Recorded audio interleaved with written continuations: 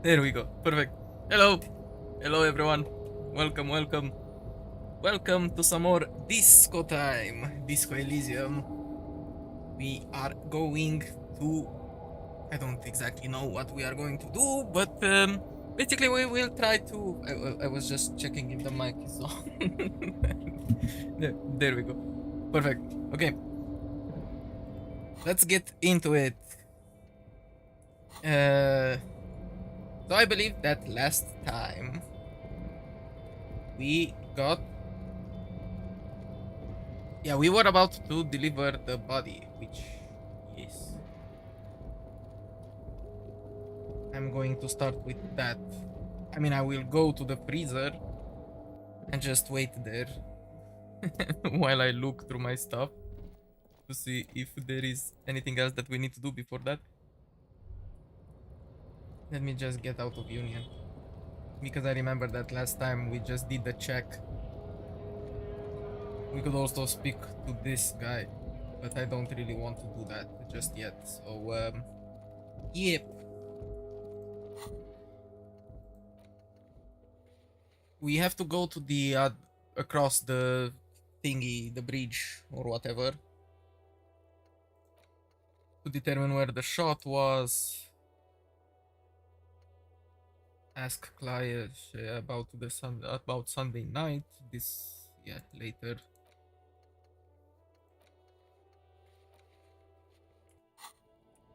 Let me see.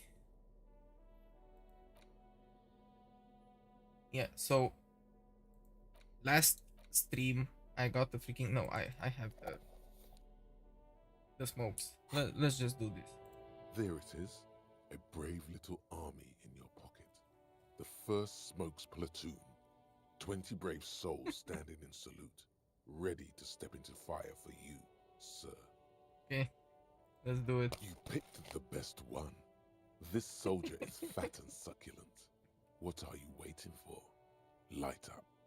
Re-become yourself. I don't wanna light it right now. People are watching. Light it up. Get a load of this rock and roll cop here, people. Johnny Thundercop fishes Hell a yeah. cheap lighter out of his pants. You know it. With a flick You of the know thumb, it. there's fire. A primal satisfaction. Here we go.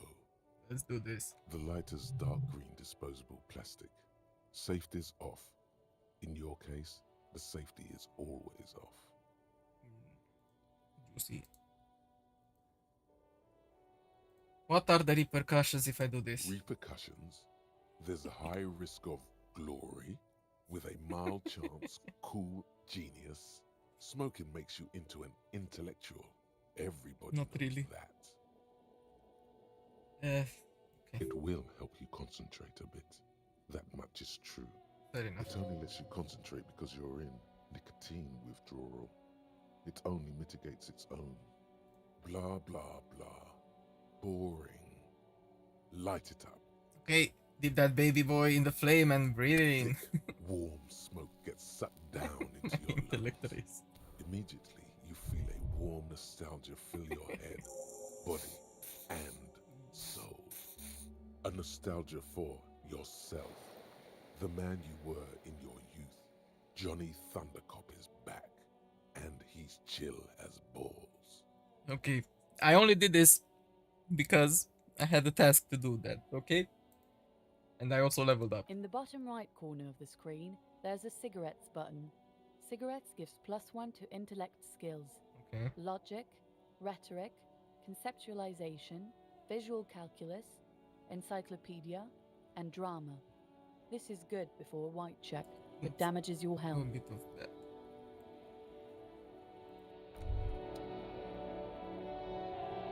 Okay. Do I need to do anything with the level up? No, because I did the quest.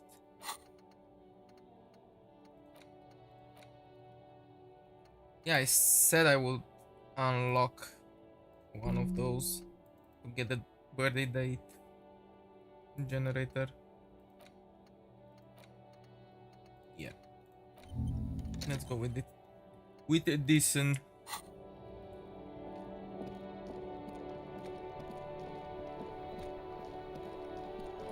Oh yeah, and what I didn't do, because I forgot last time. Inside, you see a set of steering levers, Yes, a yes, radio yes. microphone, a pull-out Run your toolbox, fingers over and the steering. the soft glow No, of the fuel preheat. radio. This is Precinct 57. How may I assist you? Have you heard back from the ICP about the serial number? Yes. The armor was produced by Fairweather in their facilities in Betancourt, sur la Clé in 42.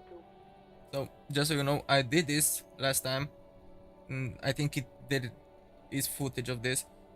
But since I had to reload the game because I couldn't save or do anything else, I didn't done it on the new save. So It was part of a special. I'm just gonna go It's right yes, through it. No, they were. A suit of armor like this would Yes, but the We ICP tends to be know about reluctant the to armor, we talk. know So, that it's good luck custom tomorrow. made, Hopefully, I will have more information for you then. and I will have to call tomorrow to find out more shit. That's basically it.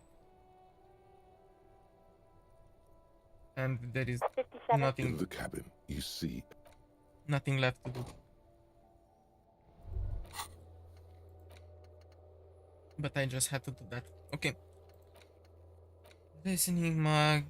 Okay. Sing karaoke. Okay. Explore the weirdly secret passage. I can't do that.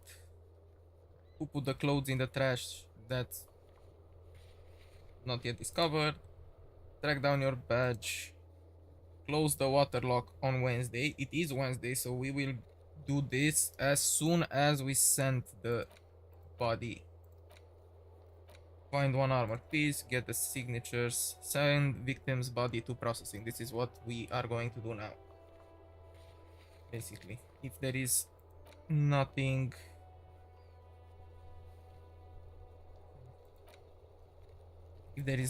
left to do, which I guess it isn't. So let's just send Kim with the body. Cross that off our list. And there is also, oh, I didn't explore this area. What? 1 second. Don't need that. Give me the flashlight.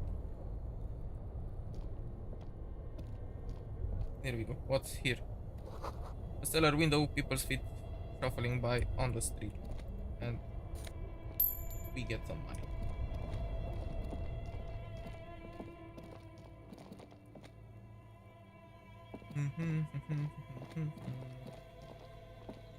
Okay, before we send him, I think you should know that I can't remember anything. He's having trouble processing it. If A forgetting, moment passes. never mind. The lieutenant glances. That's all. But I thought there The would be bear's eyes new are shit. still glowing red. It's guarding over Okay. the freezing corpse hidden inside its belly. Let's back him, Kim. Take him away. The lieutenant takes the body away. Your work alone for the rest of the day. All right. He takes out a shiny black body bag and starts pulling the plastic over the dead man's face. I will need a little help carrying him. You take the hands. I'll take the legs. Okay, bag the corpse and drag it to the motor carriage.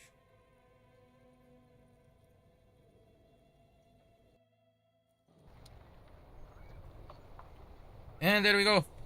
We are now alone for the rest of the day. Which can be a little bit shitty, but what can go wrong, right?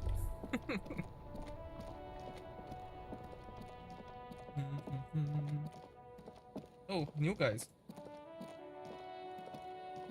I can't talk with them. So let's see. A rusting control panel with loose wires. Yeah, I know. dangling Pull the out. lever. Again. Grab the handle and pull the lever up.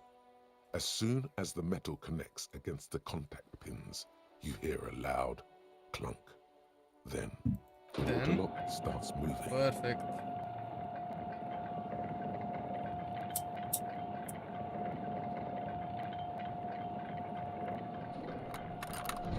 So we will basically need to go at this alone.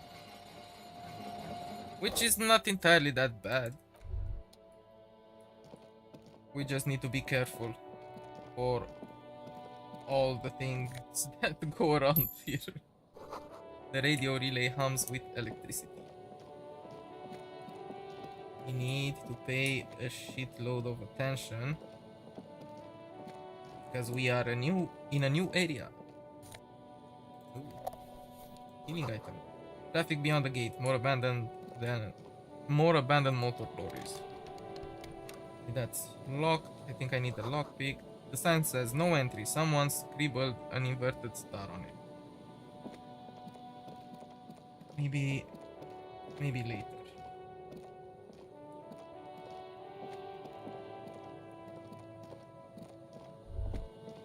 Let's first go for the flashy things.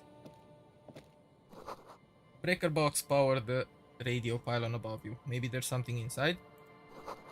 Had decades old concrete defenses. Children play on them now. Can't. Oh, money. Sure. I'll like myself some money. Someone has broken down the fence and the barbed wire. Lucky me, basically, I can get in. Give me money. The swing is missing. No one's been here for a long time. Rust peels off the bent iron posts of the swing. The wind whistles through the skeleton of the small house behind you.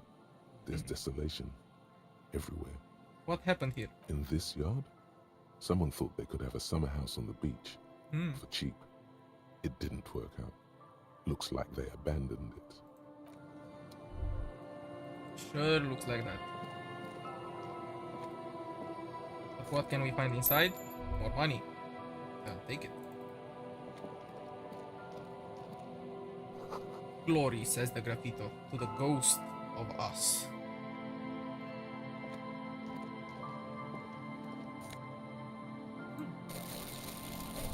Plastic.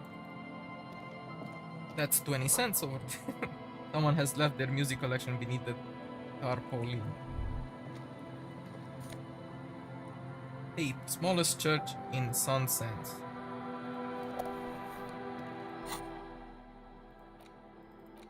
Guess I can The interact with porter it. reel is just what you needed. The reel's attached to the apparatus with a satisfying click. The tape is routed behind the magnetic reader. Press play on the tape. Press the large button marked Commencer, and the tape starts spinning. There's a small delay before the song starts playing. Press your ear against the speaker. No, keep the porter reel at the harmless distance and wait. Then the organ starts playing a simple, melancholic tune echoing in the hallway. A lone singing voice joins in, telling you about the tiniest church in Cessons, surrounded by even tinier yard. You almost feel the seaside mist on your skin. It's mega sad. Well, I found the sad tape. Within seconds, you know this is the one. The real shit. We are you've going been to do a looking karaoke for. song to this. The one you trust your room to. This one tells it like it is. This is your tune. A click, then silence for a bit. Then the tape stops spinning. Could I sing this for karaoke? I think I could sing this. No, I couldn't. It's too sad. I might cry and trash the room again. Well, this is... Nah, let's go. Could I sing this for karaoke? Of course you could sing this. You could take sad to a whole new level with this. And you already know the lyrics since you've listened to it like a million times. Yup, they're all here. All 3 verses. Nice. And the B-side of the tape contains the instrumental version. It's like the world itself is telling you to do it. Only one obstacle stands on your way. What? Gart. You have to convince Gart to let you sing karaoke in the whirling. Yeah, this will be fun. After you've won him over, you can express yourself. Let the pain out. Make everyone understand. Hopefully he will understand. We will see about this later. At least I found the tape. And I could sing the karaoke before... yeah. This night, before before Kim comes back. Birds in the birch tree, barely audible cooes come from above.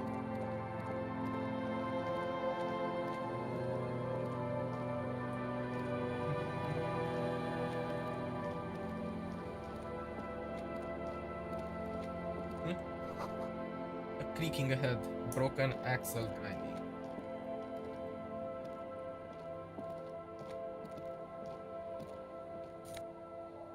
Banged up fuel canister. Might as well. What's this? A bottle, drain of all its booze. It's frozen in ice. And I see money over here. Okay, let's see. The ice just off the coast crackles. Shifting. A banged up motor carriage lies half submerged in the icy water, slowly sinking into the Insulindian Ocean. Only the cabin top, rear wheels, and the engine remain visible. Remember the tire tracks in Martinaise? This is where they were leading. This is where the tracks on the plaza were The leading motor to. carriage sits in the salty ocean water, cold and sad. It doesn't have an opinion. Most suspicious, I should The investigate. seagull takes off from the half-submerged machine. It's almost like the bird is acknowledging your decision. Okay. You get a sudden sinking feeling. Stomach acid comes up as you look at the motor carriage in the deep, dark, cold water. Did I crash this? Why the doom and gloom? It's just a sunken motor carriage. Some motor carriages are bound to end up in the sea. Run your hand over the cold metal. The motor carriage is properly stuck in the ice. Getting it out would require a team of specialists. A single day in the salty seawater would ruin most vehicles, but this one looks worn even in places the salt water hasn't touched it. So what is the make of this MC? Can I see a logo? The logo is too deep in the murky water. Okay. You can't make it out, but you do see a monkfish float by. How long has it been The here? accident couldn't have happened too long ago. The ice hasn't closed up around the vehicle, so the crash must have happened last Saturday or Sunday. Why do I think that I did this? I mean, not me personally, but the character. The estimate is correct. The incident probably occurred on Sunday evening. Well, well, well. Looks like Jacob Earth's journey came to an abrupt end here. Your mocking tone finds no response, but the motion of the waves. Yes, yes, rub your chin. Crazy reckless. The sad sunken vehicle refuses to respond. Yes, what should I do? Although the sunken motor carriage is probably flattered by you addressing it, it does not supply an answer. Okay. Wait for the low tide. Then you should be able to access the cabin.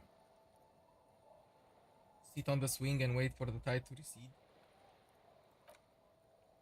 How long will this take? As you sit down in the old rusty playground, the world around you becomes very silent. My character is... Sorry, I find this fun. Me just being here. Me just waiting there. Me just waiting there. The hinges creak under your weight, dangerously so. Nothing but the sound of seagulls high above in the sky, echoing like distant laughter. Ice cracks around the blue motor carriage in the sea. Okay, whistle a tune. The tune on your lips forms a strange yet undeniably beautiful contrast with the surrounding bleakness. It's sad that no one and nothing but the Interesting. sunken vehicle is here to witness it, but the unexpected beauty of the tune lifts your spirits nonetheless. The clouds pass in the sky, and the shadow of the swing moves like the hour hand on a timepiece. 30 minutes have passed. Yeah, I've just spent 1 hour. Looks like this might take a while. Time to present a good topic for discussion. I wonder what all these people in the city behind me are doing. Dreaming, drinking, fucking, fighting, trying to improve their lives, wishing That for a sounds better fun. tomorrow. I guess. Tide sure is taking its sweet It's time. unclear whether the sunken vehicle agrees or not, but merely uttering these words gives you the illusion of time speeding up. Clouds on the horizon Okay, grow let me darker, just wait and another the shadow of the half swing an hour. set keeps climbing. You hear the distant rumble of the city. 30 minutes pass. Man, this is a bad idea.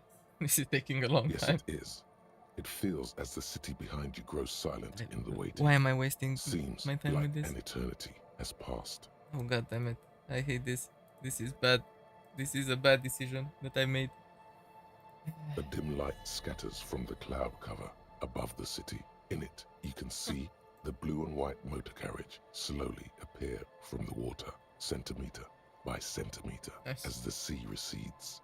Okay, It's continue. a Caprice 40, a workhorse of the motor park, favored by the working men, government offices, firefighters, I guess, maybe animal control people.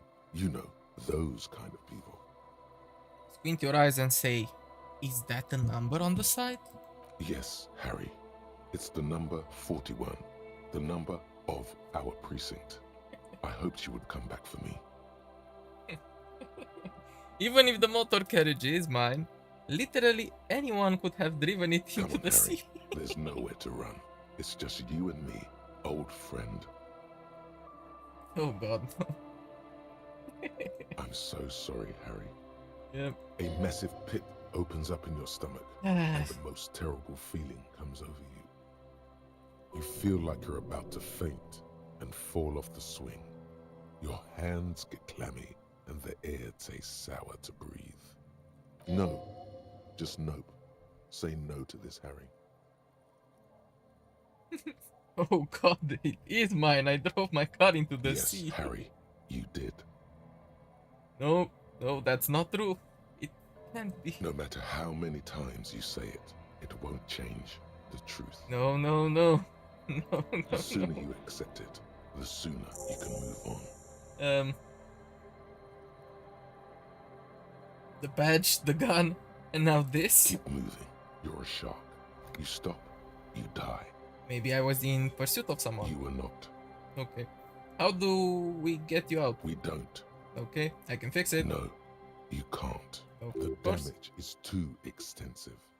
They're not gonna take me back after this, are they? After losing every single thing you were entrusted with, I wouldn't hold my breath. Okay, well, at least I can see what's in there now.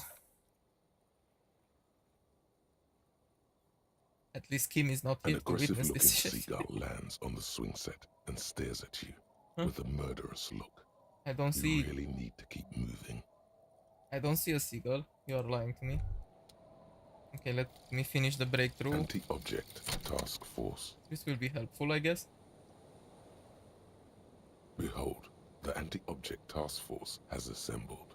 God's avenging angel, arrayed against the lower emanations of the darkened one. Shoe racks, tape recorders, motor carriages, and doors. So many doors. At least You're not just pounding it this all would to help, pieces. right? You're reforging the universe, from the anvil of the heavens to the worms below. Indulge in it. Be bold. Have an impact on the shape of creation. Out of the furnace of your rage. A new reality. Also, you should trash your room again. No, let's not do that, okay? Trashing my room once is enough. Okay, +1 to play paint trash hole, thick skin, all physique learning, caps raised by 1. And attacking physical objects heals damage. Because why the fuck not? Right?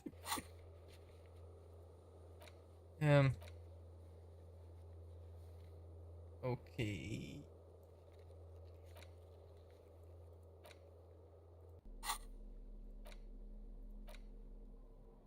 I have the fuel canister. Right. Okay, can I get anything from this? Ah, here's my badge. And the RCM commander's jacket.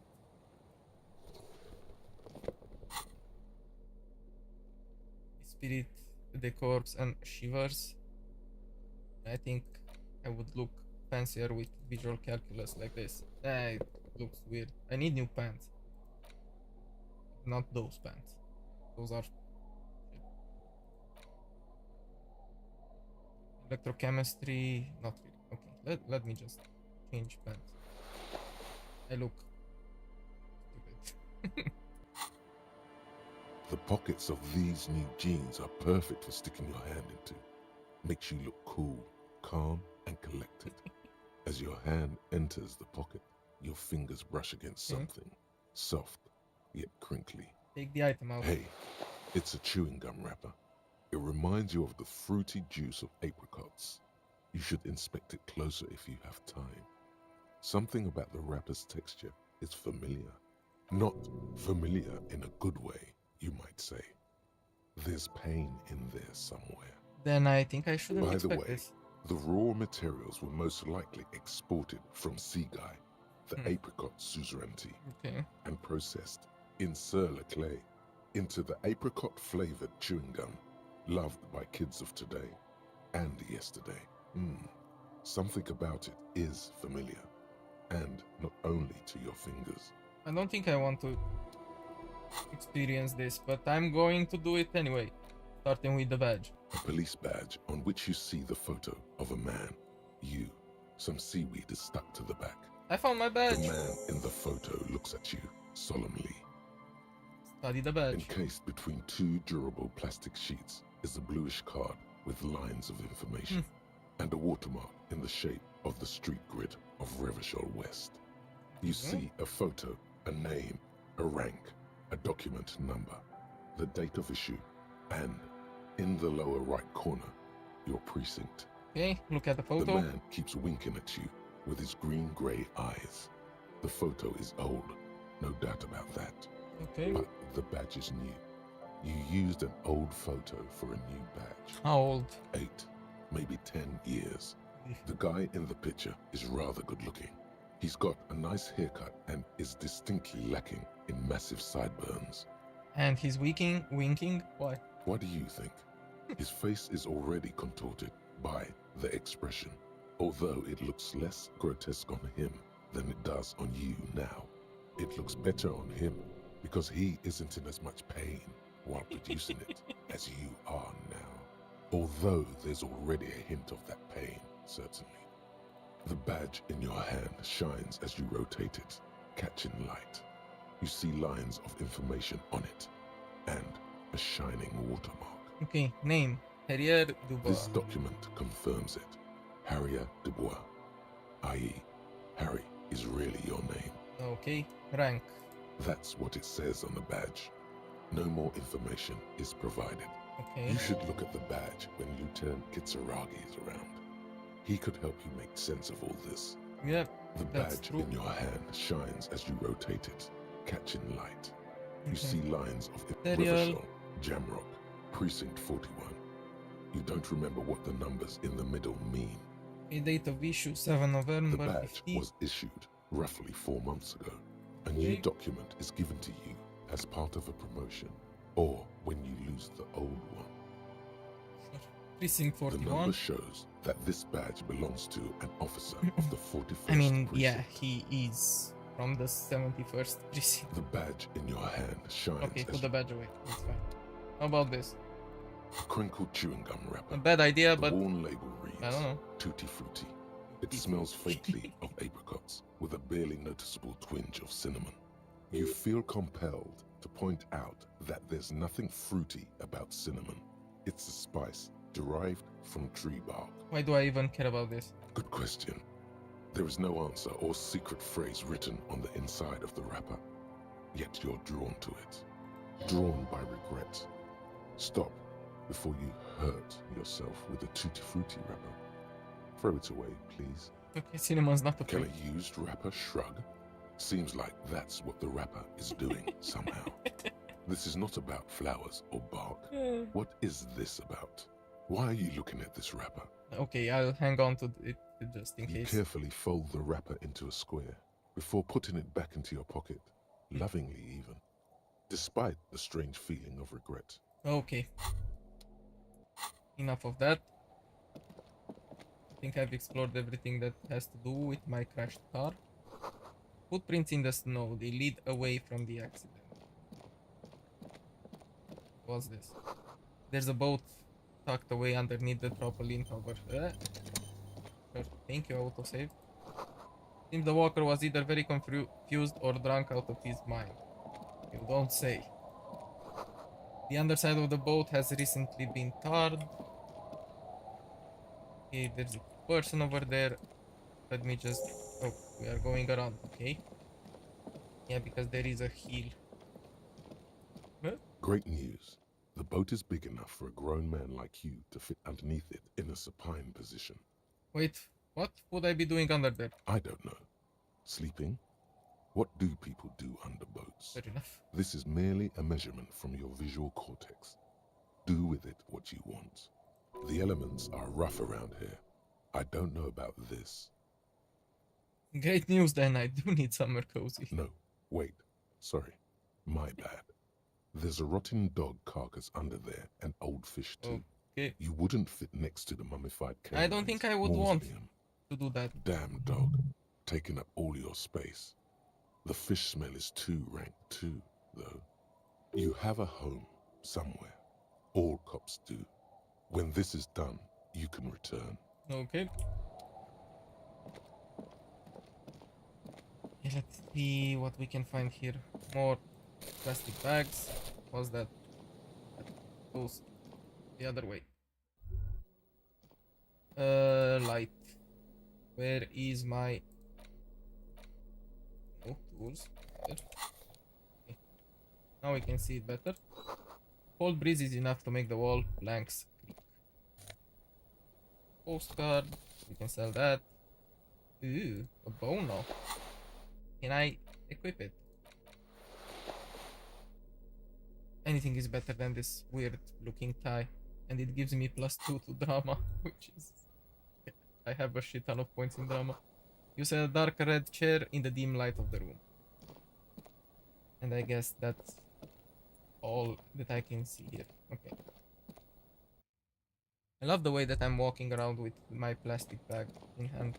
Just making sure I point that out.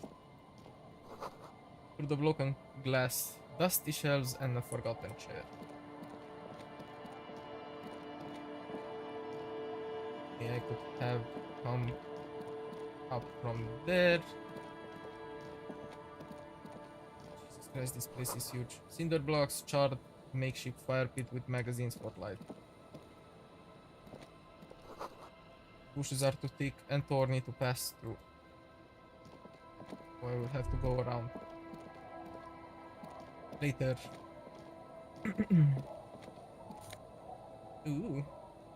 +1 to Kingdom of Conscience. What was Kingdom of Conscience?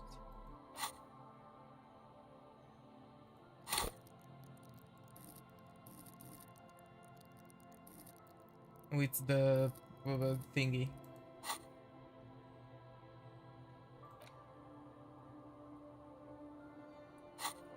I don't know what this will do.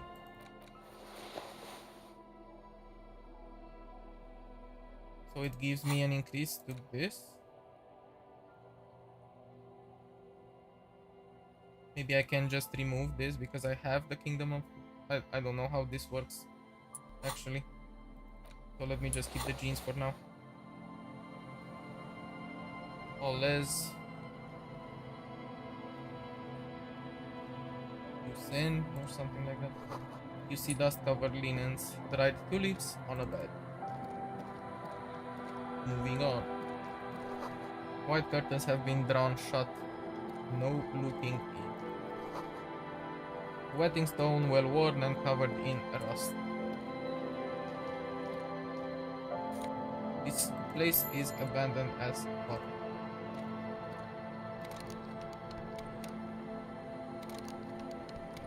Can I actually... I know I haven't tried this. Because obviously I do not have a lockpick. But maybe I can use the pry bar. Construction material, whoever planned to build this house left in a hurry. Oh yeah, I can open it with the pry bar. I should have done this sooner, I believe.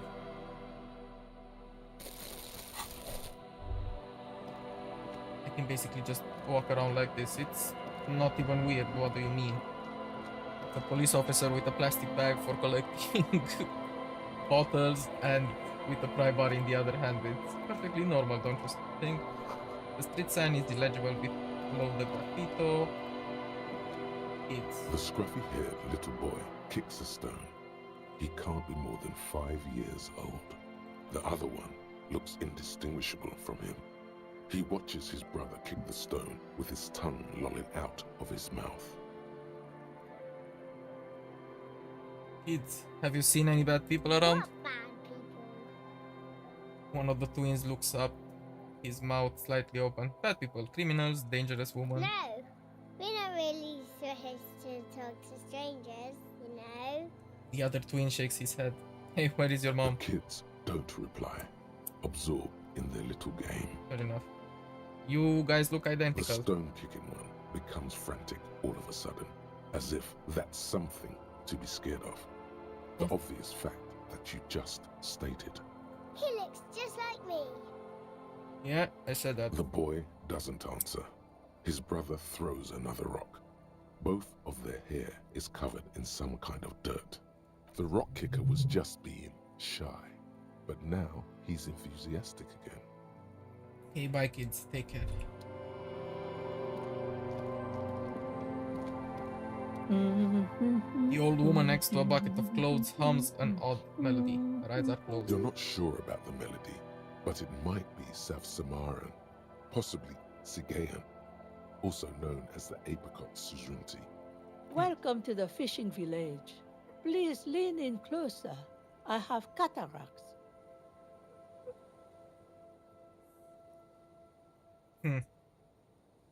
If you can't see, then how did you know I was I here? still have a golden ear. Come, come. Okay, lean forward. Oh, welcome, police officer. We don't cause any trouble around here. And we don't want any trouble either. We're cops, we're hellraisers. Click, click, bang. No. I'm a cop, I don't cause trouble, I take care of trouble. Oh, of course. Last time we saw you around here was 12 years ago. You also came to take care of trouble then. Wish you did. But still, in Martinaise, you're considered an ill omen. What kind of an ill omen are we talking about? Oh, the usual. Dark tidings. Black hound. Wait, I've been here before? No, not you personally. I meant the RCM. Some of the men got into a fight. One of them killed another. Locked himself in that woodshed over there. She points to the building behind her. He was brooding, needed some help opening the door. You got it open for him and took him to think about what he'd done in a more secluded place, somewhere more quiet. Okay, She says it as if he was on some kind of spiritual retreat. if I'm considered an ill omen, why hasn't anyone told me that? Maybe they are afraid. Why? Because you're an ill omen. Good. But you're still welcome here, as long as men with guns aren't chasing you.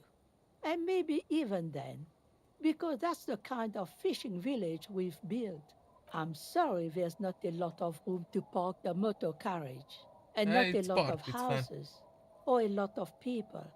My kids are long gone, searching for treasure. I So actually- are others. I actually found a good spot in the sea to park my car, apparently. Ah, look at No me problem at ramble that. on. What brings you to us? Have you seen a red-haired woman named Ruby around the coast? Nay, I haven't seen anyone lately. Okay, but do you know who I'm talking about? This is my little cinder block town. I know what goes on around here. She's Okay. being evasive. She knows something. This is like when that man locked himself in the woodshed. We just need to help her come out. This is the paper. No. This isn't about the union, you know? You don't have to worry about retaliation. I should have known. This is yet another union mess. I'm not afraid of them, you know. We are not in the habit of being afraid around here. I see. You know something, but you've decided not to tell us. There's not much to tell. People come and go. Now, was there something else? Ruby was here. You know it. Where could someone stay around here? Stay? Most people here are trying to leave. That said, if lodgings is what you're looking for, I've got a free room in the shack. Her soapy tongue points to the building behind her. How much is it? I won't charge you for it. Take it as a gesture of goodwill from the Okay. village to the RCM. Wait, hold on. You're just giving it to me? No. I'm not sure if it's appropriate for the RCM to accept the accommodation. Oh, don't. It's your choice. No skin off my teeth. Wait, why isn't anyone using the room? My kids grew up and left like they do. The house is long empty now. I live in the small side attachment. It's easier and cheaper to keep warm. One more time, I can just have the room. Aye. The room is pretty bare bones, but it's got a bed and roof over it. That's more than some folks have around here. It would help me stay in touch with the proletarian. This could be the first chapter of my rags to riches memoir. No. Now this is real Revacholian hospitality. That guard must be half-kipped or something. Go ahead. Call people rude things. We've heard worse here.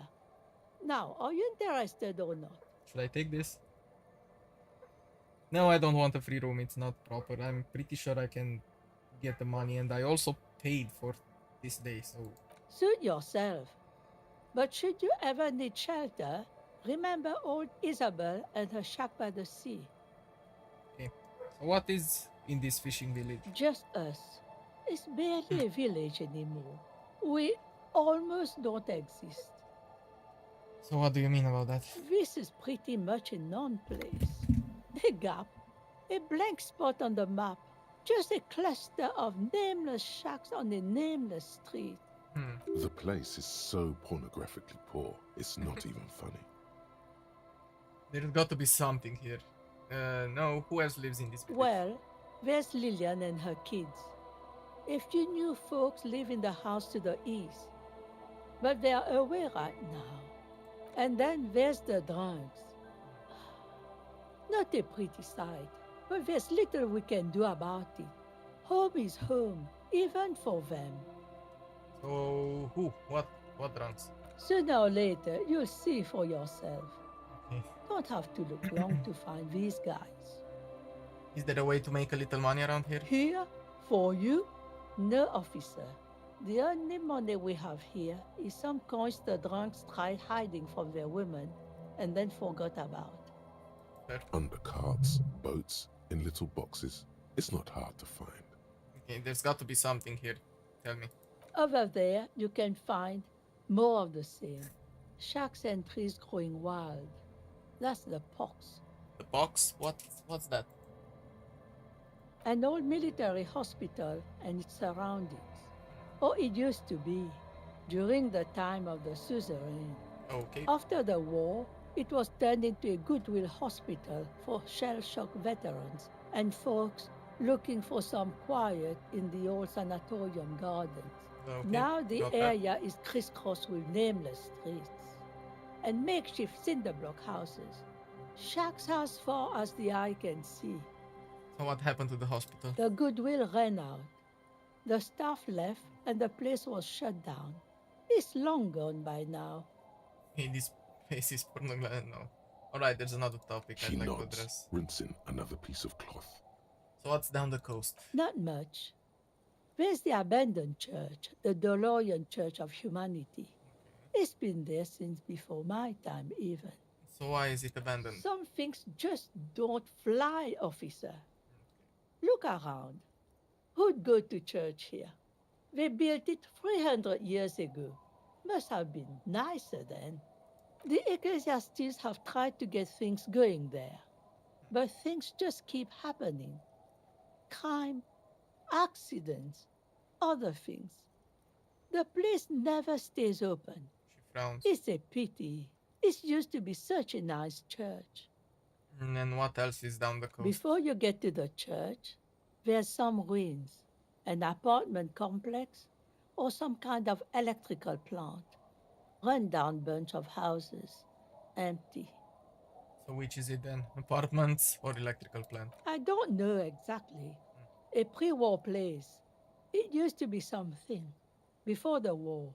I wasn't here then, you know. Was born in Samara. Okay, anything else of note? Of note, the old fish market up on the boardwalk. But it's closed. Who'd want to come to a fish market here? No one. That's why it's closed.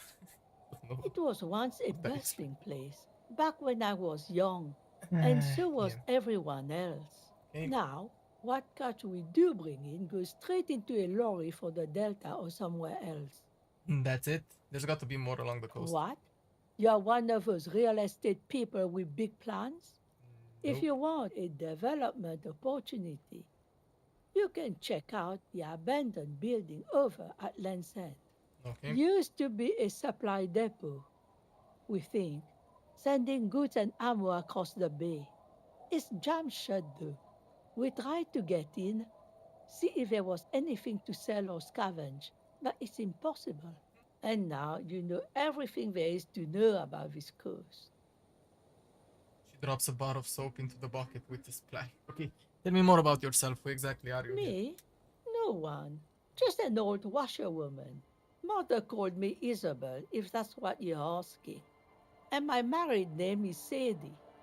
Now it's your turn, Mr. Lieutenant Double Jeffritter. Quite a handle you got there. So many titles. One of them double. Okay, goodbye. I'm off. I might come back for the room if things go wrong. And this is your house, yeah. It's locked tight. You can't see into the house from this angle. Pretty sure I cannot see into that house from that angle.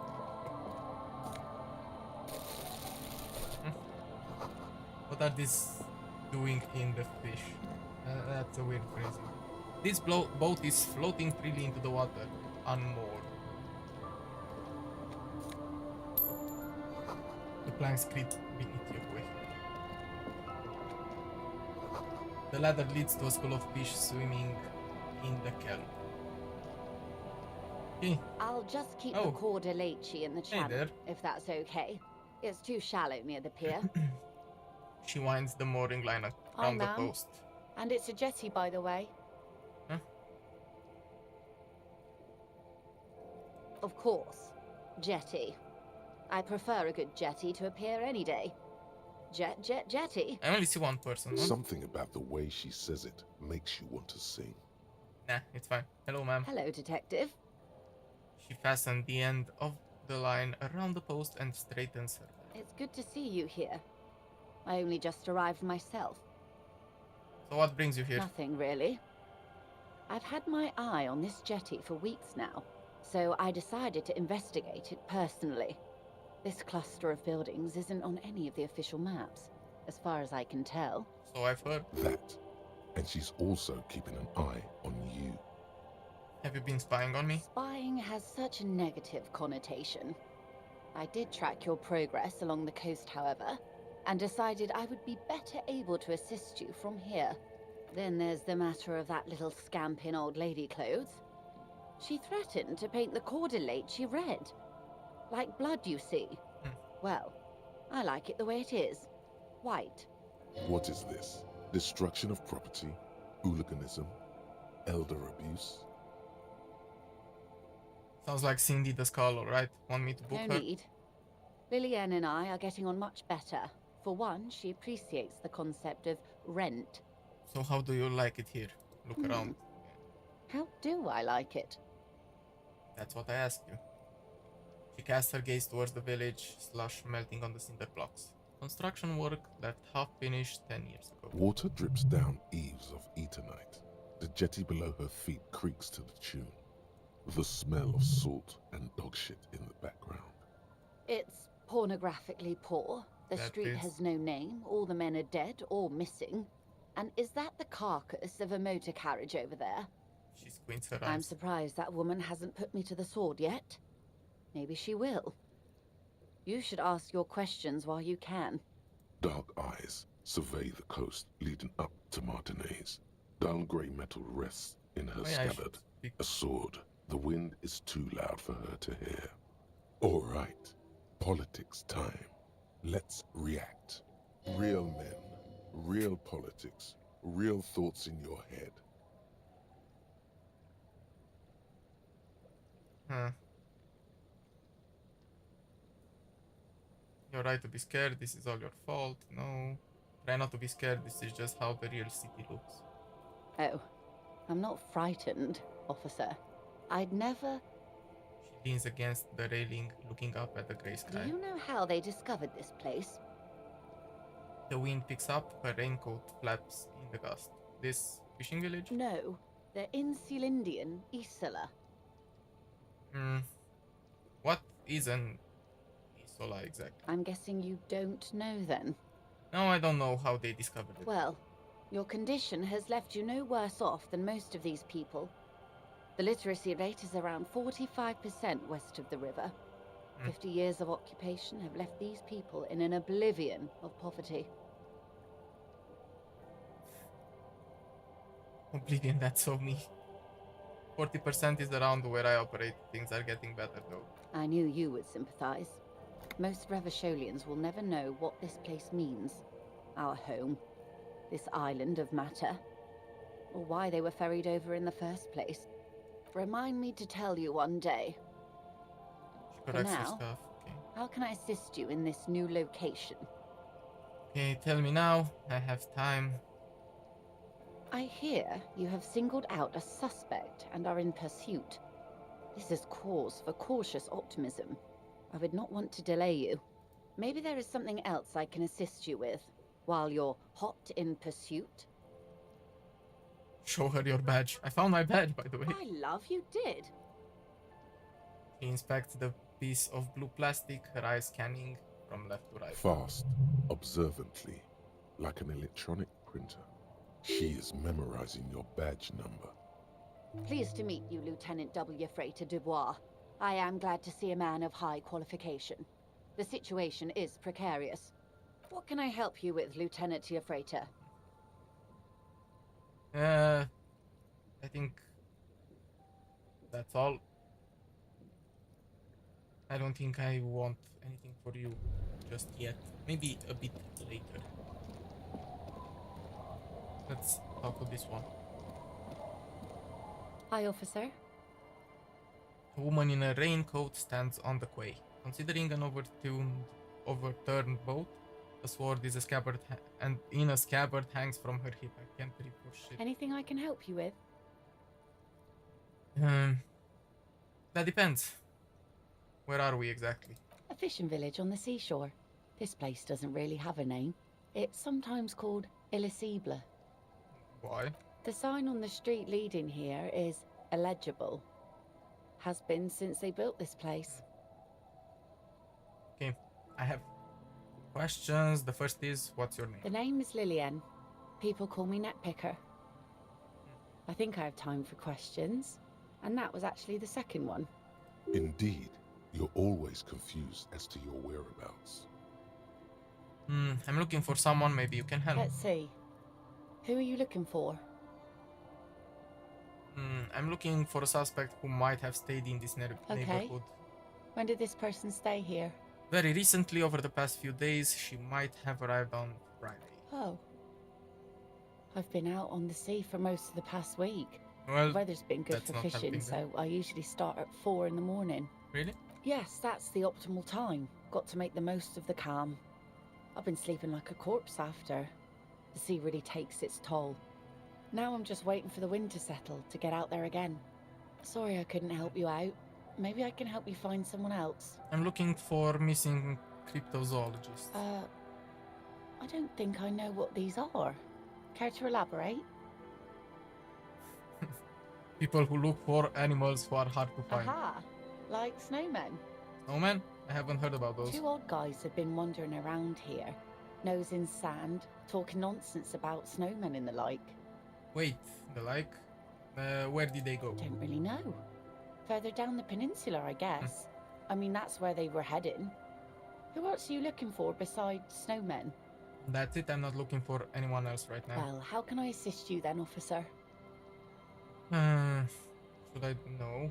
What do you do around here? Like I said, fish mostly. Sail the waves, take care of the kids, pick nets. Right now I'm tarring a little skiff. Is that enough to make a living? Sometimes I also walk to the beach to see what the sea has given up.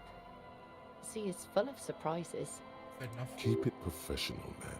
Don't make it sound like you're hitting on her. I never thought the sea brought in anything particularly interesting. Wood, pieces of glass.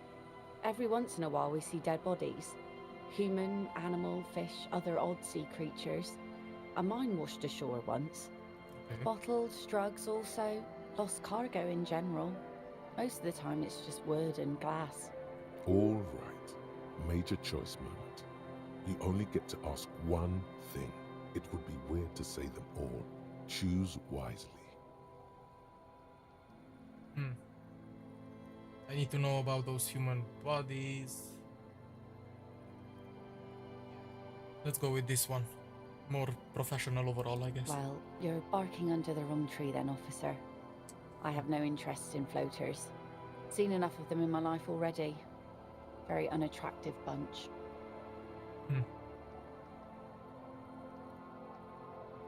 Nice sword. Point at the saber on her hip.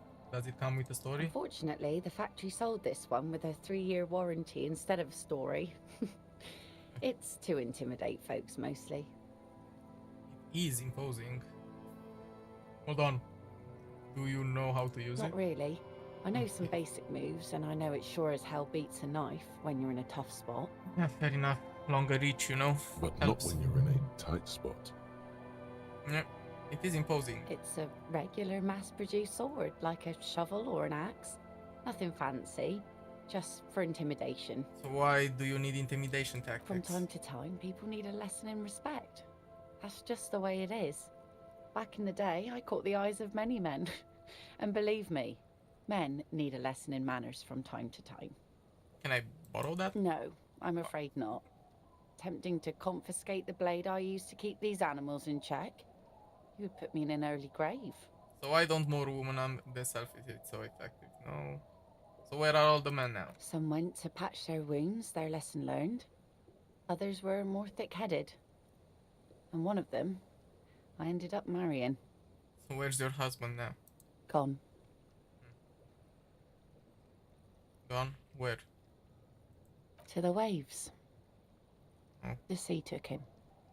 It was a long time ago. Oh. Say no more, wait for her to He continue. didn't respect the sea. Went out there, drunk like a skunk, and sure enough, one day the boat was found floating empty. The bloated corpse turned up 2 weeks later. Well, I'm actually Now, sorry before to hear you that. tell me how sorry you are for my loss, Yeah. know that it was 4 years ago, and I've moved on. There's only so much mourning you can do for a drunk with sinewy muscles. It's healthy to let go and move on. Gotta keep the wheels spinning. Us working folk don't have the luxury to be bedsick with melancholy. I buried him, mourned for an appropriate amount of time, and went on. Life didn't really change that much for me and the kids. She glances at the village where the two kids are playing with what look like rocks. This is neither a touchy nor a very interesting topic for her. I can see that. She Thank you. looks like she's ready to go on a date with another, better, drunk. Ask her. Both of you could need some action. Well, not right now. So I take it that's your skiff? Point at the overturned boat. Sure is. The sun, I call her, coated with a fresh layer of tar just yesterday. It'll take some time for it to dry, assuming the sunny days continue. Sunny days? Catch a snowflake in your palm. Aye. Sunny days. You got a problem with that? No, ma'am. No problem. Good. It would have been bad news had it turned out it wasn't a sunny day. Bad news for the skiff, bad news for the nets, bad news for the kids. There's a moment's silence. She looks at the slushy snow melt on the yellow belly of the boat. So when do you think it will be ready? There's something I might have to check out on one of the islands. The origin of a shot. Shot, huh? The boat will be ready when the sea turns and the winds settle. You can't command the weather, officer. My prediction, it will be at least 2 days. Okay. Thank you for that. I think we will try this. But after we find a place, because I have -6, don't know a good spot yet. Explore the coast, though be seeing you. Might as well do that. I mean, what do I have to lose, right? Ooh, Franco-Nigerian cavalry. Gives me +1 in perception.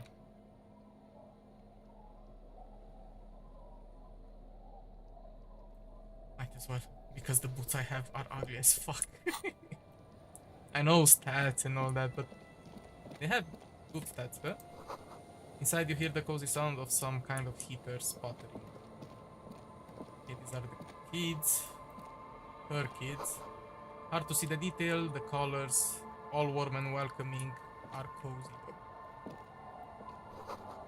A flower through where nothing really grows. Maybe it's spring. Maybe in spring. So to be honest with you, I don't exactly plan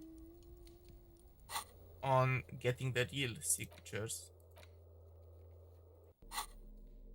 Which means that I will have to fake them.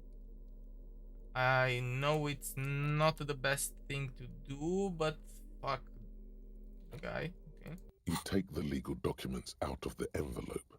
A 12 to 40 month construction period First and the people zoning could be plan. watching you here. Okay. Later. In my room then.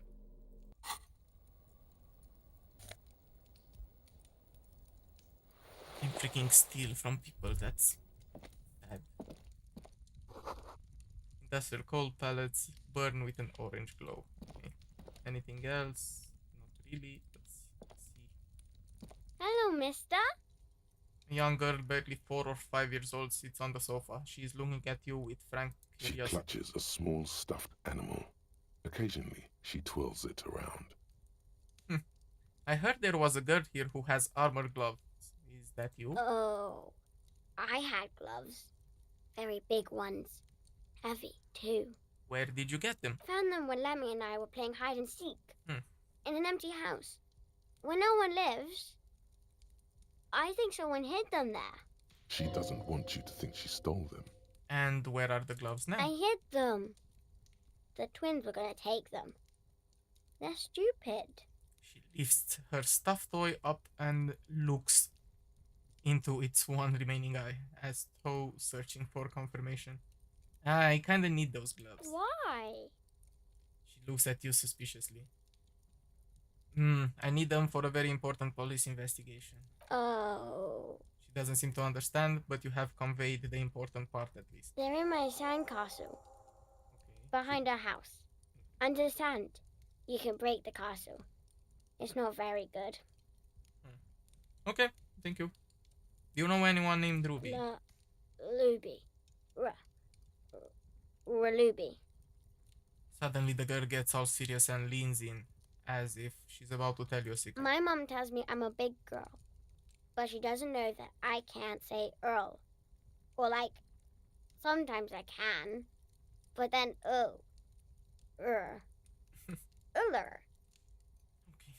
Are you Lillian's daughter? Yes, I am. Sorry. Little Lily. You know my mom? Yes, we met earlier. That's nice. My mom is great. She's never angry or anything. Are the twins outside your brothers? Yes. They don't want to play with me. They're older and play outside. Okay. They look the same. Sometimes I can't tell them apart. They look identical, right? I said the same thing. They look identical.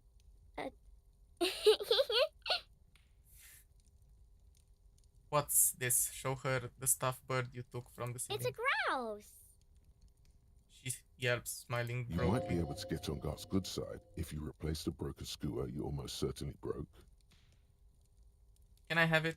I know someone who really likes stuffed birds. Sure. I mean, you already took it. I don't like it anyway. It looks angry. And what is that thing you're holding? Point at the toy. It's Lammy. He's my friend. Sort of. Like, She holds the fuzzy beast up to demonstrate. Lambie is a stuffed lamb that, admittedly, has seen better days. One of the eye buttons is missing, and the fur is tattered in several parts. Oh, okay. Well, pleased to meet you, Lamby. Lammy usually doesn't like strangers. But you're also fuzzy, like Lammy. Okay. And goodbye. The girl's large, curious eyes remains fixed on you. Okay, let's not steal from the house anymore. We already took the bird. So, yeah. More exploration. Bottles.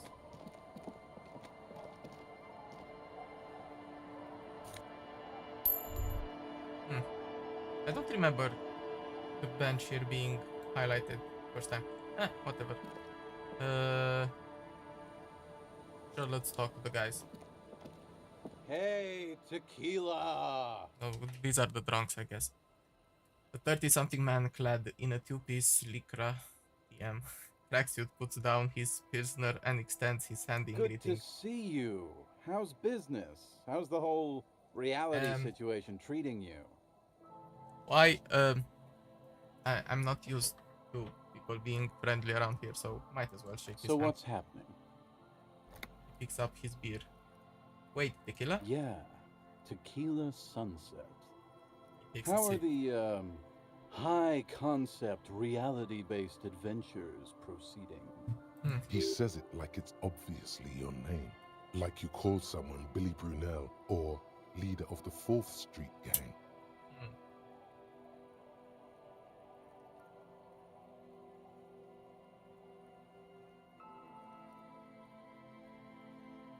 Not too hot, I'm on a 50-year losing streak. No reality, it makes me aggressively sad.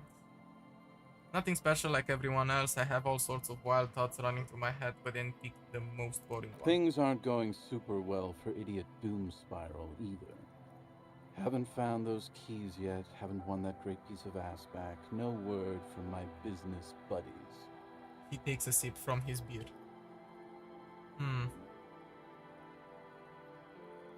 Have you seen a red-haired woman named Ruby around here Can't lately? really remember seeing any women after losing my keys. It's a touchy topic.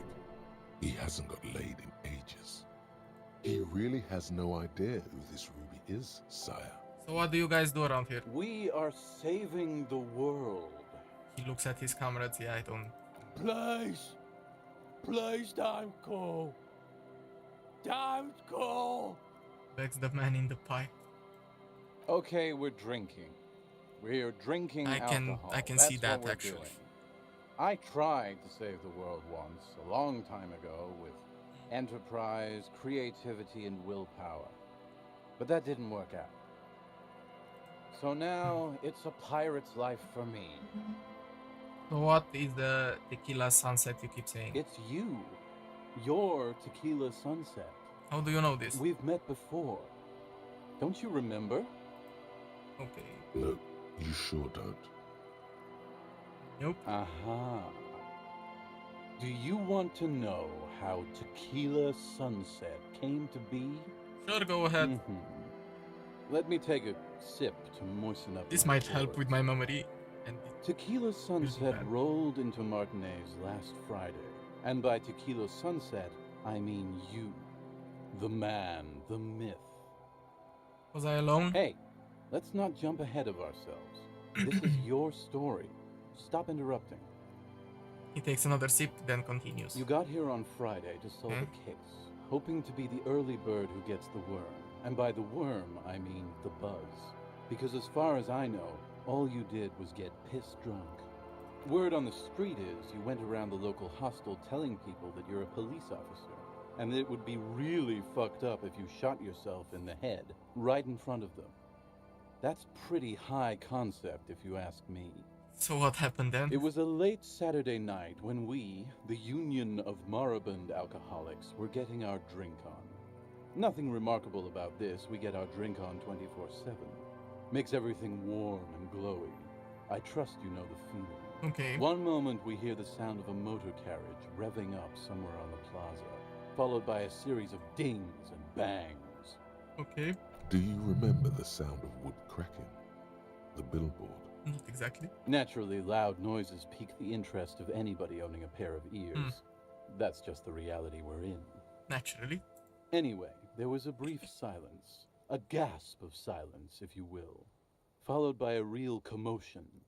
We heard the carriage careening towards the coast at top speed. Continue. Sounded like someone jumped the canal. We Jesus grabbed our Christ. brewskis and rushed to the jetty. Never underestimate the speed of an alcoholic. Nah, I never would. What we saw was a sight to behold. A beat-up police carriage containing you. Right there on the beach. You revved the engine and screamed at the top of your lungs, "The time hath come!" So, naturally, being the curious cat I am, I asked what time hath come. To which you replied, Okay. "The time hath come for tequila sunset, the end of all things." Okay, say nothing. It's more dignified that way. After which, your reality contracted. You jammed the pedal, plowed right off the jetty, and through the ice. We ran towards the ice, whilst you crawled your way out, miraculously unhurt, yes. covered in seaweed and shit, like some kind of sea monster. When we finally got there, you were sitting on the beach crying. You said that your badge and uniform were in the car. It was too late to get in there, though. The carriage had sunk too deep. Recognizing a brother in need, we offered our condolences and invited you to party with us, which you naturally agreed to. Naturally, yes. We asked about the whole tequila sunset thing, and you told us it was your name now and insisted that we all call you that from then on. Tequila sunset, huh? Sounds pretty good. Yeah, I agree. So, how long did we party for? Hours. It was an all-night drink-a-thon. Then, at some point, I think it was Sunday morning, you got belligerent and wanted to talk about Revacholian women. Okay, that sounds bad. How they're beautiful and also whores and so on. How one of them fucked you real bad. After a short while, you crossed the event horizon, looked sullen, got up, and left without saying anything. Now that's a story. It was the greatest thing this fishing village has seen since Rosemary tried to use a crab to open his beer. Aye, Okay. that was a classic too. Did I tell you anything specific about this person that left me? You were pretty vague about it, but you kept saying you got fucked real hard, and that we've all been fucked too. No one's fucked me. I do the fucking around here. Sure, Rosemary. Feel a little bit. It seemed pretty painful, to be honest with you. Yeah. If I had to guess, I'd say you're still working through some shit. Okay, did I mention losing anything else? Beside your gun and your badge? You said something about your hope or heart or something. To be honest, the details are a little hazy. Yeah, that sounds about In right. retrospect, I guess you lost your motor carriage too? That's a big one. Did I say anything about my colleagues? You told us that they were a bunch of fucking losers whose main interest was cramping your style. Okay. No specifics, though. It was more about you that night. You were the star of the show. So did I say anything about the case? Yeah, you said it was no biggie and that you'd solve it in no time. And that you didn't need anyone to do it. You're doing it solo now. Did we talk about politics? Yeah, you kept talking about how the coal mine owners were fucking us all over, just like that woman fucked you. Okay. I didn't agree with you, by the way. The spectral hand of the market makes sure everyone gets exactly what they deserve. He takes a long sip of beer. Okay. Did you get a read on what kind of cop I was? You kept calling yourself a goddamn superstar who'd cleared 501 cases. Was it As 501? you've already determined, the actual number is 216. But what's a little embellishment between friends? Yeah, right. No thanks to the squares at the precinct, as you put it. Okay, I don't need to hear any more about It's this. a hard thing for a But man to confront his thank you. past. That's why I avoid mine at all costs. You seem like you're characterized by your storytelling ability. Wanna tell me another one sometime? Whoop-de-doo. So now I'm a fucking storyteller. Right, why not? Better than a beach bum. Yes. Wanna tell me how you became Idia Doom Spiral? It depends, really. Are you willing to help me out? You might get scammed here. I have a feeling that this is going to cost me a lot. No, the reality of the situation requires a rather modest contribution. A Okay. little motivational package. So what do you need exactly? Booze. Did you already forget our party? Okay, fair The enough. I think thing I have some relayed on to hand. you earlier. He taps his finger to his temple, okay. So, have you got anything for good old idiot Doom Spiral? A bottle for a story. Seems fair to me. I mean, I won't use the booze, so it's fine. I've got some sweet Commodore Red. Give it. Sure. Let's do that. Classy. He snatches the bottle and pushes the cork in through the bottleneck. Hey, Spiral Boy, you gonna share that? One of the other bombs interjects. Don't call Abigail! Shut up, guys. I'm telling a story here. Something happened to you. Something happened to me, too. My actual name is George. But around here, you already know. Yeah, idiot Doom Spiral. I was once a reasonably high net worth individual. A founder / junior partner at a high concept creative services agency.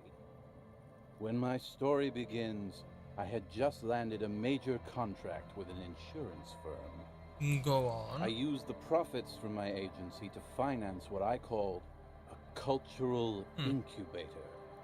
Abstract value generation, value per person, high concept stuff.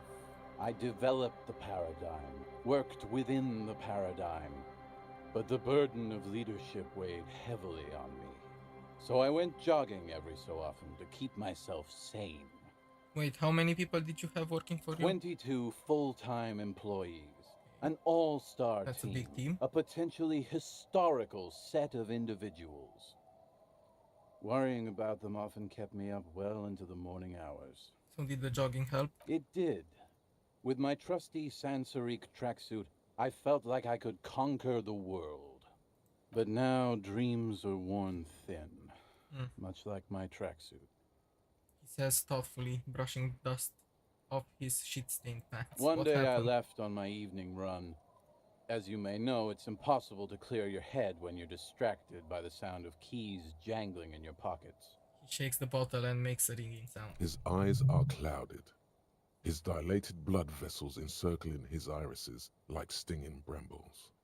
His eyes are your eyes.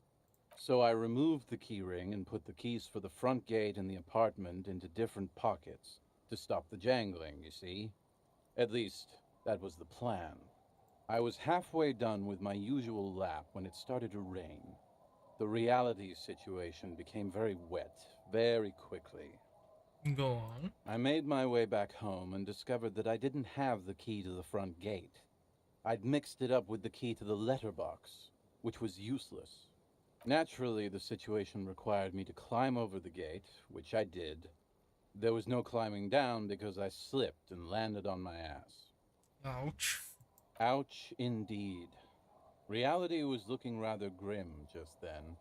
Me lying on my ass in a mud pit in the middle of a heavy shower. But when life knocked me down, I always got up. So I made my way across the yard. Standing in front of my apartment door, fumbling with my pockets, I realized that I'd also forgotten my apartment key. Okay, so what happened next? I rang my neighbor's buzzers. It was late, and most of them didn't even answer. Those who did assumed I was trying to sell them something and hung up before I could even explain the situation. Okay. People are naturally wary of ad men, you see. One moment someone chats you up, 5 minutes later you've bought a box of edible lingerie and a strap-on. Never happened. I don't but begrudge sure. them, especially since I was known to be one of the best. He pauses meaningfully. Just then, I experienced a moment of clarity. I still had the key to my office. I could wait out the storm there. But when I reached my office, I remembered that I'd asked one of my producers to change the locks that day. That's... And since I hired What? only the best, he'd already done it, and I couldn't get in. Anyway, long story short, life spiraled out of control. I haven't gotten into my apartment for years, and my girlfriend left me because she didn't want to date a homeless man. The company, well, you see where I'm going with this. So, now you've heard my tragic tale. What do you think? Like nothing you've ever heard, huh? Wait, Is that it? I feel like there are some steps missing. Tequila, I've thought about this series of events for a long time. If there was anything else to it, I would have thought of it by now. You do realize all of this is your own fault, right? I don't remember you being such a dick before. Yeah, sorry, Tequila. but he takes a slow, despondent sip from his bottle, then looks out across the bay towards the skyscrapers of La Delta. That doesn't mean you're wrong, though. Anyway, that was all the tale one bottle gets you. Almost empty, this one. Why do you keep losing all your Good stuff? fucking question, Tequila. If I knew the answer, you think I'd be hanging out on a beach in this formerly premium but now extremely dirty two-piece lycra tracksuit? I used to own my reality situation. My business buddies and I had our own creative services agency. I had a nice apartment, an even nicer piece of ass. But somehow it all got away from me. Now I can't hang on to anything. Just last week I stole this nice new jacket, but then I lost it too. The only things I haven't lost are these two drunks. So what was the name of your agency? My agency, man. The Boom Boom Room. Our concept was combining high art with the lowest forms of marketing. The color red, breasts, and oil painting. I convinced my partners to reinvest some of our profits in an even more high-concept cultural incubator called Thin Air. The artists were happy, the clients were happy. I was financing a group of poets in East Revachol who were developing a new universal poetic language. But then it all went to shit. Okay. If it sounds like it makes no sense, that's because it doesn't. Mixing the oil painting and breasts to make ads isn't high art, it's just no. That's a high concept. I have no idea what it means, no. Man, mixing high and low, come on, no. Let's go for the first one. Well, you know, sex sells. That's the first rule of advertising. Yeah, actually, you're right. Let the market sort it out. No need for me to regulate this stuff. That's what's so cool about advertising. I guess. It's kind of like art, except you can also get fucking rich doing it. I mean, yeah. So, what's up with the tracksuit? What? You've never seen 100% lycra before? Go on, feel that primo material. The man extends his arm. Okay, touch it. Pretty nice, huh? I wouldn't say This that, might but... be one of the last of its kind. Should probably be in a museum, honestly. He takes another sip. Good God. It's nearly impossible to describe how dirty this texture is. Why? It's like rubbing two jellyfish skins together. Yeah. You feel about 15% less human for having touched it. Okay. Randomized trials have also found lycra, TM, to be associated with a number of exotic, highly malignant cancers. So you also have that to look forward to. And then there's the smell. But you don't even want to think about that. Wow, you're lucky. He never lets me feel it. That's because your paws are fucking filthy, Rosie. We're right next to the bay. You could wash them any time. okay. So what about the other drunks? My fellow members of the Union of Moribund Alcoholics? They're exactly what they look like. Moribund alcoholics, I Hey, presume. tequila! You want to buy some speed? No. Shut the fuck up, Rosemary. He's a cop, remember? I thought he was a cool cop. Don't call Abigail.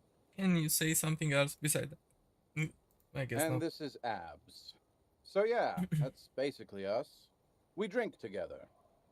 So what's this about the lost jacket? Tequila, it's a verifiable tragedy. It was practically brand new.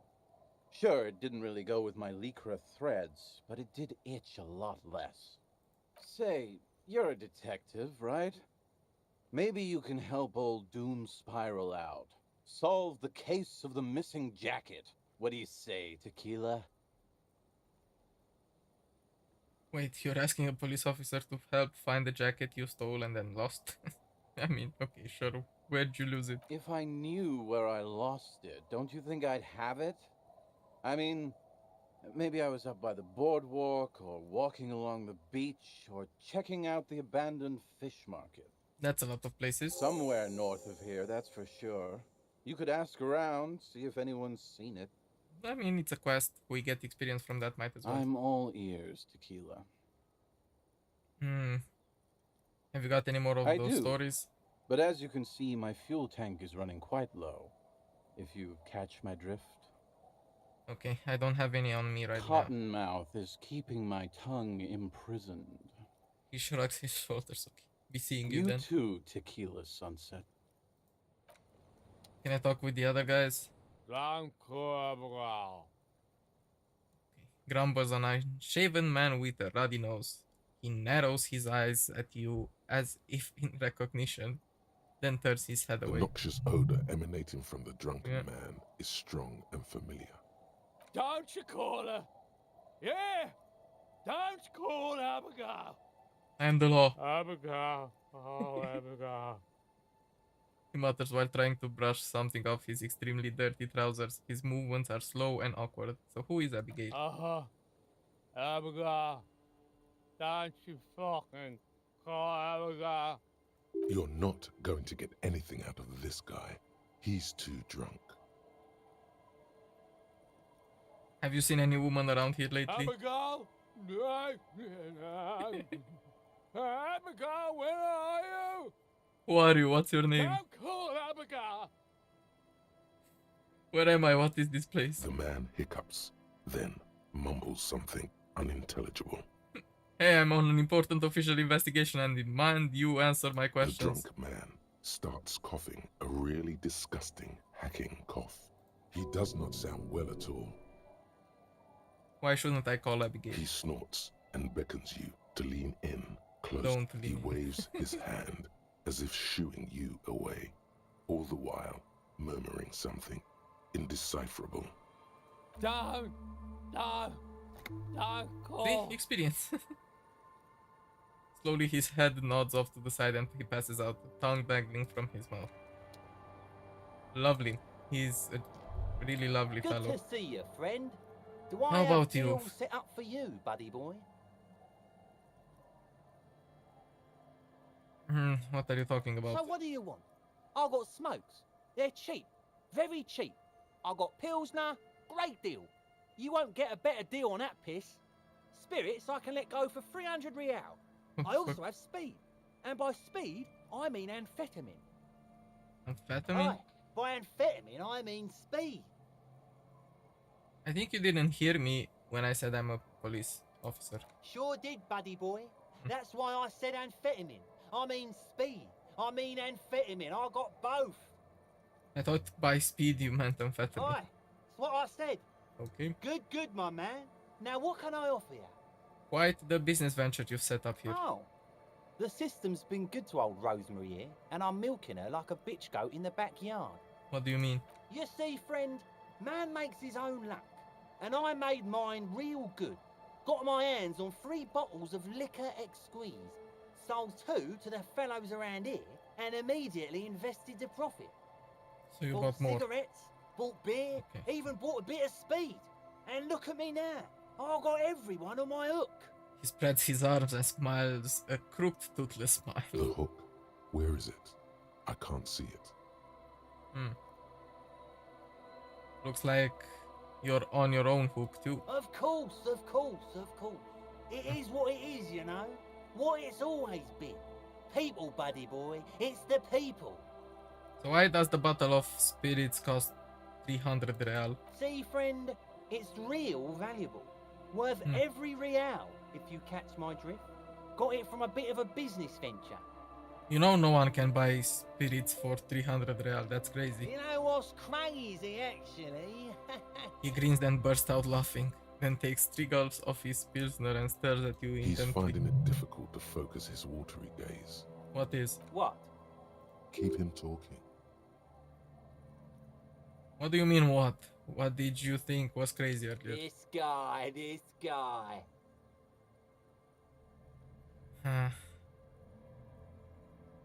Where did you get a bottle of spirits from? Oh, this is medicinal spirits. The good stuff. Got it from the doctor's office. I got one of those scientific ampoules a few months ago. Torpedo, they call it.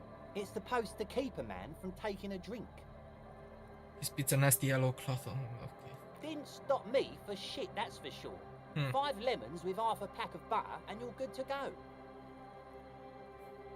That's a good tip. I should remember it. It really isn't. In a week, the goddamn kidneys started giving me all kinds of help. Finally, the missus took me to a private doctor's office. Not a charity, the real thing. Those arseholes charged me 4 real to remove the damn thing. But I came out on top after all. Having no shame taking money for the service they provide. But the idiots left me alone in there. Now, I used to teach high school biology.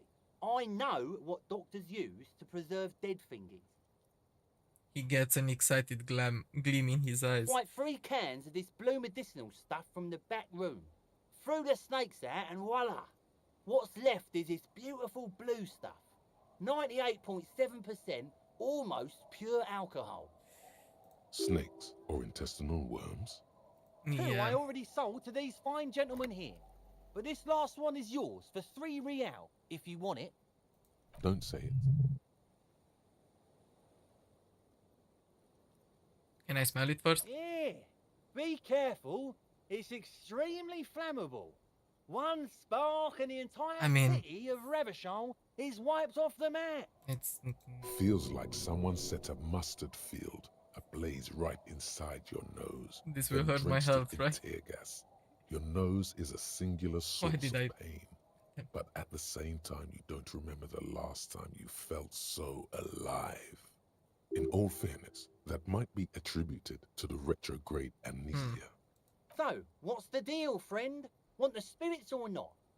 I think it will prove useful, yes. 3 real and it's yours, friend. The deal of a lifetime. Sure. Well done. You got it. That's a much more reasonable price right there. Makes sense now. Okay, here's the money for the spirits. Just make sure to enjoy that one, friend. I mean, I'm not going to drink it, but... If you Sure. drink this, then you'll die. I mean, That's yeah. a fact. And that's why we're going to save you from yourself and store this as a sellable item. you. Go sell it at the pawn shop for a profit. That sounds good. Okay, I'm off. In the civilized world, it's a custom to tip the shopkeep, friend. But come back anyway. He waves you off. Okay. Oh, I can sell it for 6. I made the bargain.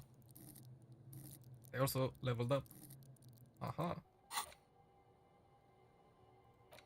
Should I go for another? No, I'm going for a skill point. But what? Might go for the physique thing.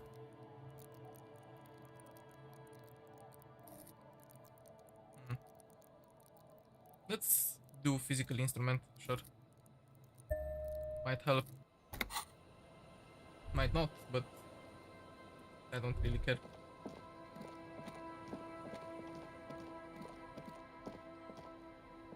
Okay, this is the edge of the map, huh? A drop in temperature, an easy flow there.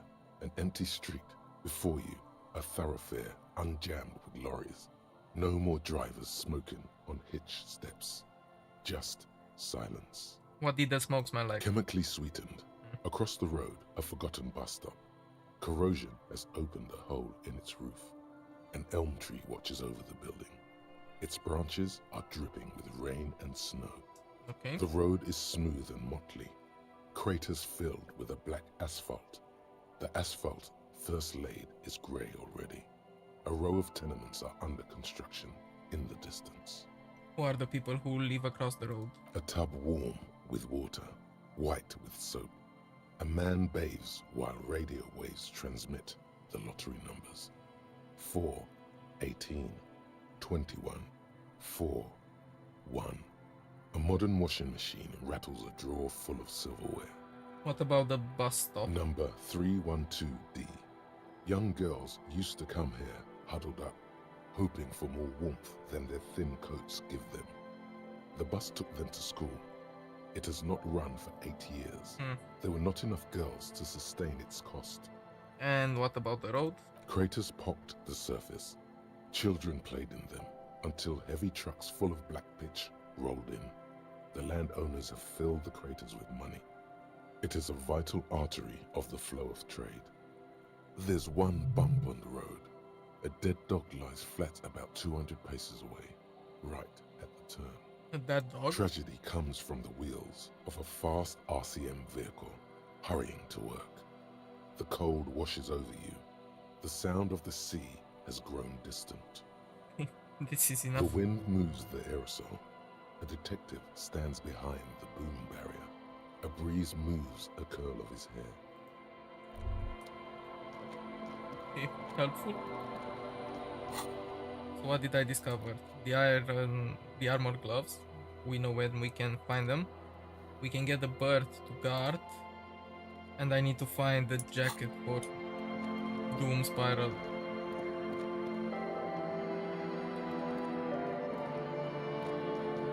Jesus, this is a huge area. What's here? Weather has not been kind to Lily's little sandcastle.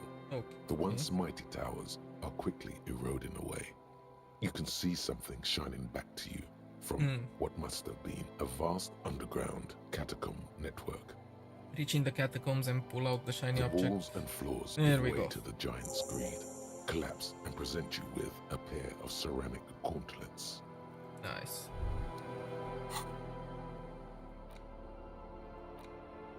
Interfacing. Sure. Looks nice. As you fold your fingers into a fist, you realize you could knock anyone out with one punch.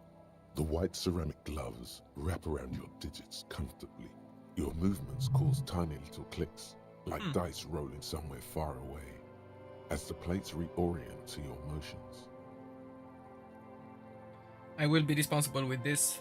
This is just to protect me from harm, not to show The off. hardened vitreous enamel, at once sleek and voluptuous, adds Yep. a glow to your cheeks and a spring to your step. Just imagine what a full suit of this stuff could do for you. I You really do think feel I will more find out. confident. Invulnerability does that. Even partial invulnerability. one down, 2 pieces to go. Here I 2. come. Are you sure you're correct there? There was a helmet too.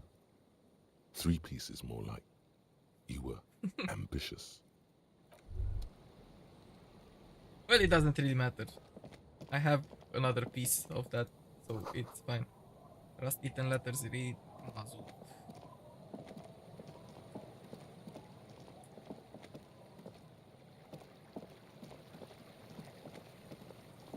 Huh?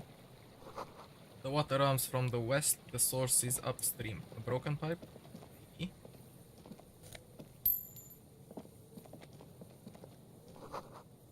The rear tire of a motor carriage adorns those reeds. This is actually a really huge place. There's a slit in the concrete here, a sewer. Quick travel unlocked. Church? Nice. That phone smashed the receiver like someone hung up too hard. Someone must have worked hard to smash the plastic. A metal payphone under a yellow plastic dome. You could use it to call someone, unless you're out of change. Pick up the handset. You hear the tone. The machine is inoperable. Put 10 cents in and dial a random number. What could go wrong? I lose 10 cents. Calling.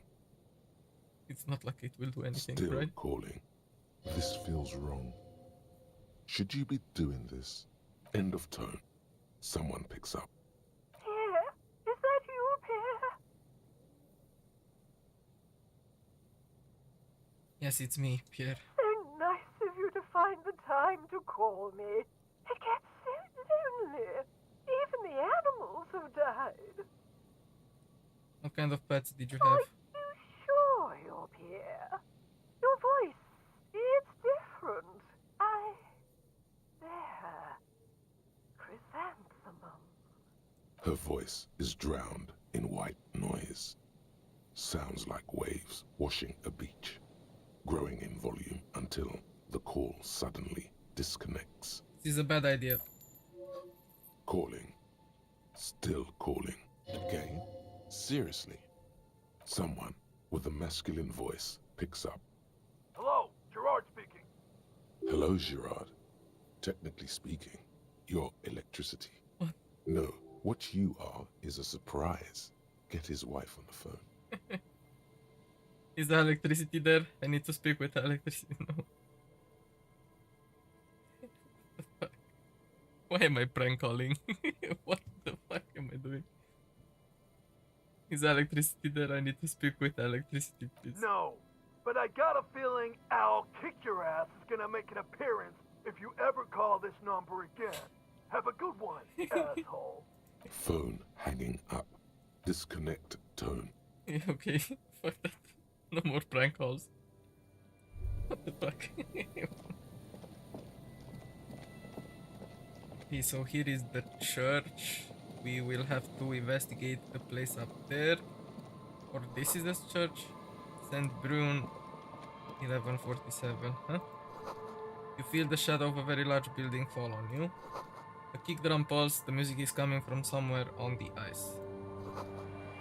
Dusty pews in the shadows, many seem to be missing. Okay. And I got the money back, see? An altar shrouded in dark, or something like that. It's too dark to tell. Okay. This is the church. Perfect.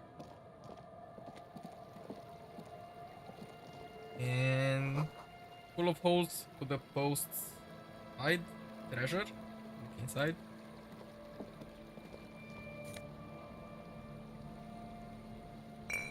Actually found alcohol. Well, that's good. School of fish huddled around the fence posts, then scattered into the dark. Before you a drawbridge, it can only be lowered from the other side.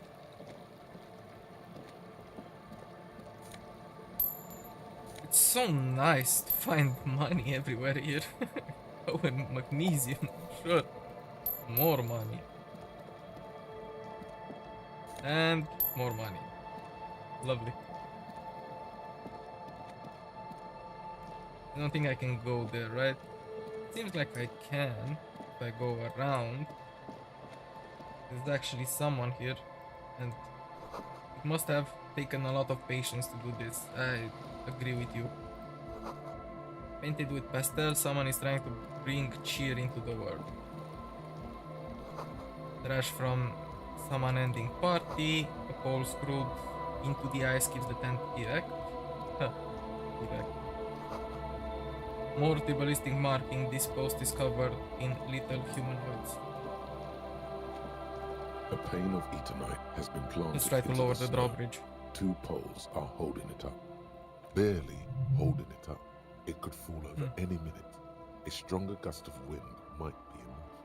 What is this? Looks like a makeshift bridge currently drawn up. When junior researcher Olari Tal invented eternite in the unprestigious Vartner Polytechnic Institute some 30-odd years ago, he thought it would last forever. Hence the name, eternite. The only lasting thing about it turned out to be its carcinogenic effect. Okay, push it over. The pane falls into the icy snow with a soft thunk. Okay. Well, this could be helpful. I don't actually want to enter the tent right now. Let me just explore a little bit and I will come back to this guy and also to the church and to the other things that I haven't checked. You see that seagull up there? Remind you of anybody? Him? Me? Exactly. Why am I like a seagull? Think about the seagull's story. It's one of endurance and adaptation. The seaside was paradise once. They were birds of that paradise. Then their paradise became shit city. And what did they do? They became urban survivors, eating burgers out of trash cans. killing and eating pigeons. No time for that sentimental bullshit. They're hustlers, getting shit done. They're one pair of track pants away from gangsters, just like you. Hold on, have I ever eaten a burger out of the trash? You have. The body remembers. Fuck. I guess I am a bit like the seagull. Exactly. The seagull does what it takes, and so do Yay, you. killed Moro. You've got that same spirit in you. When the time comes, you'll push yourself. Nice.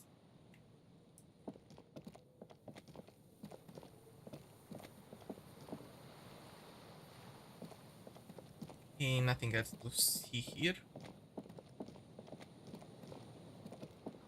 I just really need to mark things in my head, like get here, speak with that guy, see the tent, see the inside of the church. There is also a path down here. Hopefully it leads to another area. Money! Oh, it's a bunker. These rusty gears used to turn the whole machine. The chain trails off into the ocean, to who knows where. And the door is... An old door, worn by elements, guards the depot. The wind has blown a sand dune in front of it. The door hasn't been opened in a long while. You see a handle. What is this thing anyway? The concrete structure looks military in origin. Over half a century old at least, but sturdily built. Okay. It won't happen, but... You rattle the handle a bit, then push on the door with all your weight. It does not budge. Not only is it locked, it's also jammed shut. I wonder what's inside. How can I get in there? You can't. This door cannot be opened. Ever. At least you can think about opening it. About doors in general. They are, after all, fundamental to your life. Perhaps something useful would come from this. Okay, walk away. I have a new thought, but I need to unlock that with a skill point. Sounds good. We could start working on that as soon as we have room. This barrel has been recently discarded. It still smells of fuel oil. Jesus fuck. Where the hell am I? What exactly is this? Cigarette butts cleaned away under a rock, brand Human or something like that. Someone's made a campfire here a long time ago. A rusted broken control box for the radio relay tower. The ladder is too rusty to climb. The sea air has eaten away at it. This relay tower coordinates boat traffic in the bay. Barely. Ooh, scented scarf. +1 shivers, -2 physical instrument. Tiny inlets there, up in the far distance where the post trail were. Huh? You take a mental note. Monty, this seems important somehow.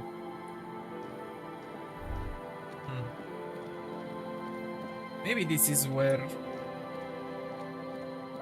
Rose was, you know? She came here, rested a little bit. Maybe. I don't know. I'm just speculating here. White polo shirt. +1 rhetoric, -1 empathy. Lovely. Okay, I need to get to the other side because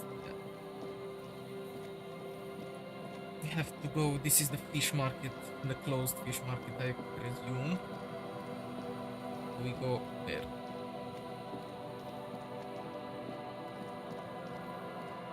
In all honesty, nobody should be here. So we can just explore in peace.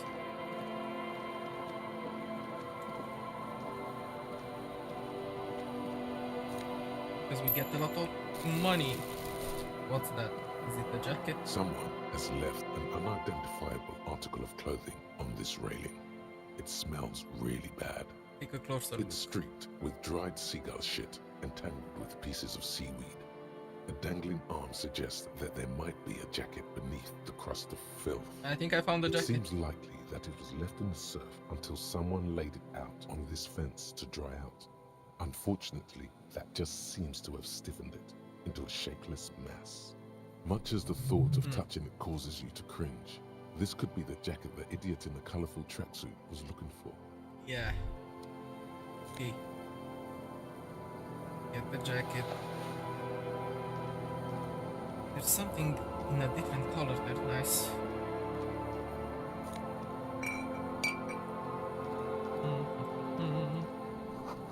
Vagrants have recently painted the tarp red. Water drips from it. We find Megabinos prescription lenses, +2 encyclopedia, -1 perception. I don't think I will be using those, but who knows? Coin-operated weighing machine hasn't been used for a decade. Makeshift proof, vagrants have tried to make the boardwalk habitable. That tarp will keep out neither rain nor snow nor wind. Let's interact with this thing. Oh, it's a postcard. Interesting. Okay, let's get the money. More exploration. There is someone there. A big wine canister. Open and empty. Huh? The smell. It's awful and familiar. Hold on. That is awful. Cover your nose. It doesn't help. You can still smell it. Keep it in now. Don't overreact. Breathe. Isn't it just the rotting fish? Don't be naive. What is it then? Don't you recognize it? That hideous pungency. That faintly cloying sweetness. Only death smells like that. Something cold wakes in the pit of your stomach. Fear. It is death. It must be. It's a dead corpse, isn't it? Yes. A sense of dread washes over you as you look ahead. Yeah, that's the corpse. There's some God damn tear, it. an empty cigarette package, and a crumpled kebab wrapper in the trash bin. Examine the tear. 2 empty bottles of Tallulah vodka and a can of black potent porter is all you find. No, there's more in there. Livis strawberry liquor, plus some Pilsner bottles too. Better not pick them up. They seem unhygienic. Examine the cigarette package. Whoever tossed it here was a heavy smoker. The brand name reads Red Astra. Red Astra is the black market version of Astra cigarettes, known for their high tar content. And let's examine the kebab You see wrapper. traces of mayonnaise and ketchup on it, as well as a tomato wedge. The wrapper reads Shish Kebab Revachol. It's no older than a day or two. No mold yet. It's hard to concentrate in the smell. The sea air brings some relief. Okay, I will check the body later. The coin-operated viewer has been out of order for years. Let's heal.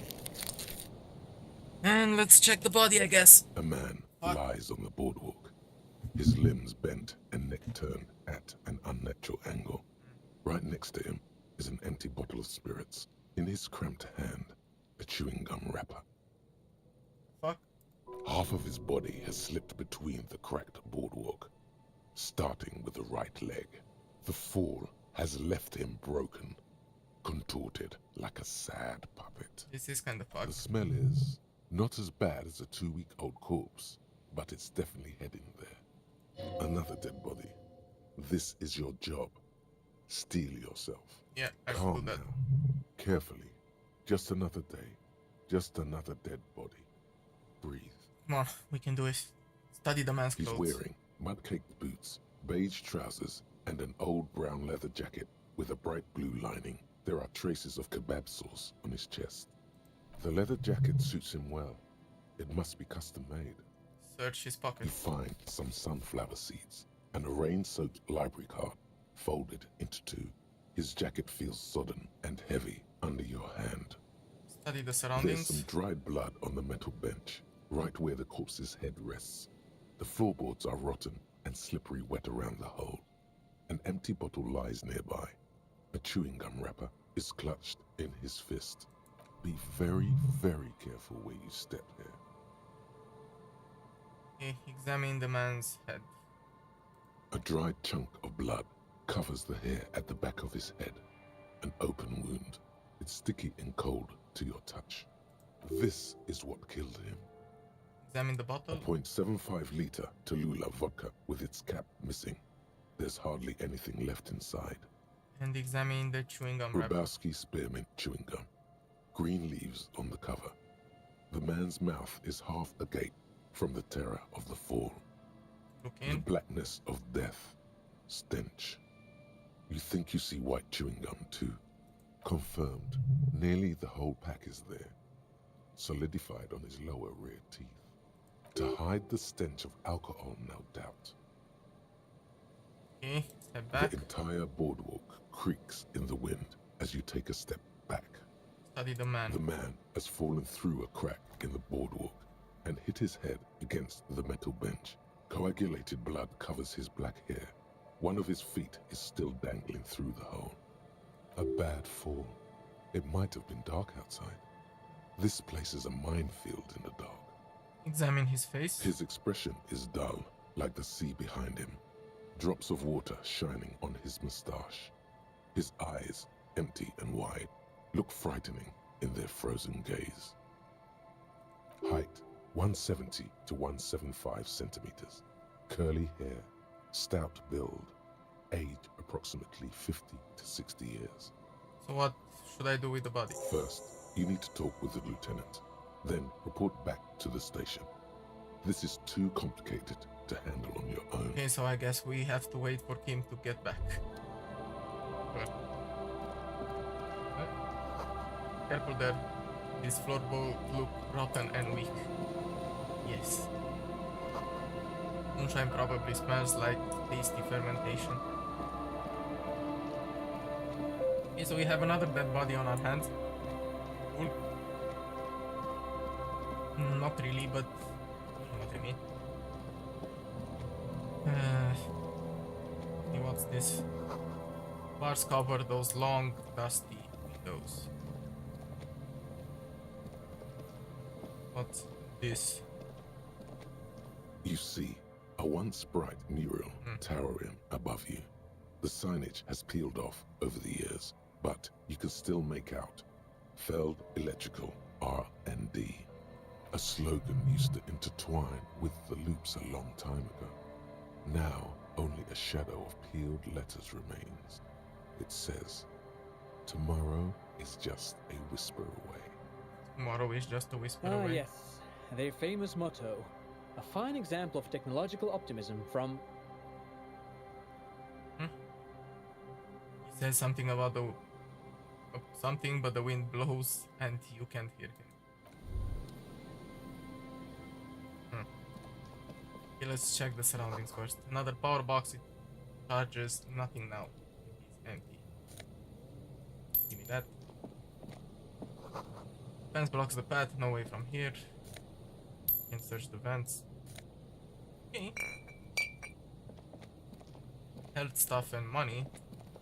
We have enough money for another 2 days at the hotel. Fine. Let's talk to And this guy. Mikhail noticed the windows, especially with how there are no windows on the south side. This was to deal with. The blond man stands next to his son, pointing to the weather-worn ruins. He sees you approaching and smiles. You, officer, come to investigate the historic subtext of West Martinaise? I was just telling my son about this building. Not many people appreciate the historic significance here. Very rich in hypertext. Wait. What was that about the window before? Oh, yes. So, Mikhail, they had to deal with monitor glare, especially in the summer. They still had vector monitors back then. That was 49 years ago. So they didn't have windows on the south wall. Hold on, hypertext? Yes, hypertext. Young Carp and the collection of cultural hyperlinks. Alright, you were talking about the buildings. Go Very on. important. Mikhail, say hi to the officer. He rests his hands on the boy's shoulder. The child stays hidden behind the hem of his father's coat, clutching to his worm-themed coloring book. Mikhail's a little tired today. We spent all night trying to run Orbis on his radio computer. Have you heard of it? It's a programming language used in Grad. Quite tricky, but he wanted to play this Grad-made adventure program. We've been getting really into worms lately. The man speaks in the artificial cadence of a professor, or someone who's been on too many radio shows. But I assume you're not here for giant worms when there are so many real things to see. Just as I was telling Mikhail before, this is where the Coalition landed in 08. We could be standing on what is the most interesting landmark in Revachol West. He points to the building again. Wow, get a load of this guy. He really enjoys his trivia. The Orbis programming language was named after its inventor, Victor Orbis, a cybernetician from Grad. They run Vox in the Occidental countries. Okay, I'm looking for a suspect. Have you seen anyone suspicious around? No, I'm afraid I can't help you with this one, officer. It's just a regular day off for me and Mikhail here. Okay, he pats his son's head. He's telling the truth. He hasn't seen anyone. What's so fascinating about an empty old building? Aha! But it's not just any empty old building. He raises his hands to his eyes, springtime sun warming his handsome face. All three of you turn to admire the mural before What you. not a lot of people know is this used to be the R&D department of Felt Electrical. And Felt, which now sells ink cartridges mostly, was once a top dog in the turn-of-the-century cybernetics boom. Hold on. What's R&D? Research and development, it's fine. Look at the building It looming over looks you. old and weathered, with seagulls picking apart its stone and metal carcass. Bushy undergrowth has taken hold of the collapsed rooftop. Some kind of bird has set up a nest on a broken windowsill. You might as well just ask, wait, what's an R&D department? Apologies, it's an acronym for research and development. They don't use it anymore. He smiles brightly, laugh lines around his eyes. You're probably more familiar with RTD, Research and Technological Development. Mea culpa. You are not familiar with that one either. This man is a bookhead. I don't think I've ever heard of this Feld Electrical. That's not surprising. Only a vestigial ink cartridge and ferrotape manufacturer remains. He adjusts his... They started out as a midway electronics outfit in Königstein 2 centuries ago. After an aggressive move to Revachol, Feld became a global player in the emerging personal electronics market of the pre-revolutionary era. Okay, I think... I got that. Still, What else? Tricentennial was beating them in business machines. But Feld had an ace up their sleeve. Or should I say, they were developing an ace up their sleeve? I'm mixing my metaphors here. What was that ace? It was here in Martinaise, possibly in this very building, that they developed prototypes for a tape computer. A tape computer? An elegant folding mechanism of rollers and ferrotape ribbons, portable enough to be a take-it-home solution. Revolutionizing business machines, possibly even bring them to the average consumer, which is a feat of engineering even today's giants, Rehm, ICN and ZAM, haven't achieved yet. Green's admiring the sentence he just produced. He assumes something like a combat stance, facing the wind. So what happened? Indeed. What? The revolution! The boy wipes his nose on his sleeve. Unfortunately, their moonshot project never made it to the market. Feld's move to Revachol backfired. The revolutionary government liquefied their assets and expropriated those very advanced prototypes, possibly from this very building, or one of the adjacent ruins. Pauses pointing to the other buildings, then continues. All of this was built by Feld, even the boardwalk. Wild Pines built Martinaise proper as a resort for their middle management. Feld built this side of town for R&D. You're saying that Feld Electrical built this boardwalk? Look under your feet. Yes, they even built a pleasure wheel, but that got destroyed in the war. A wheel! Kid looks wistfully at the horizon, as if picturing gondolas rising to the sky. Yes, to lure in their star engineers. This part of Martinaise was nothing but reeds before Feld arrived. They had to make the prospect of living here attractive. It was supposed to become a global center for innovation in cybernetics. But history had other plans. So what happened to the engineers, the company people? Oh, I'm afraid it didn't end well for the boys. But this story is a bit too dark for little Mikhail here. Now, if you were to ask about tape computers... Wait, is he saying that we should just bypass the excesses of the revolution? He means they all died at the hands of the communists. No, I'm not doing that to the poor kid. It's fine. Tape computers, Tape right? computers. Now he nods while wind tussling his suit jacket. Okay. What did the revolutionaries do with those advanced tape computers? They used them for military communications, but also to write and send out press releases. The most notorious example being Le Décret de Mars. So what was that? What's the Mars Decree? I mean the radio transmission sent out to news agencies and world governments by the newly created Commune of Revachol on the 7th of March in the year 02. A short-lived legislative foundation for a short-lived utopia. It's a beautiful piece of text, actually. A singer-songwriter I know, Charette, called it a love poem to Revachol on her political concept album, Bombessier d'Insolente. You should read it.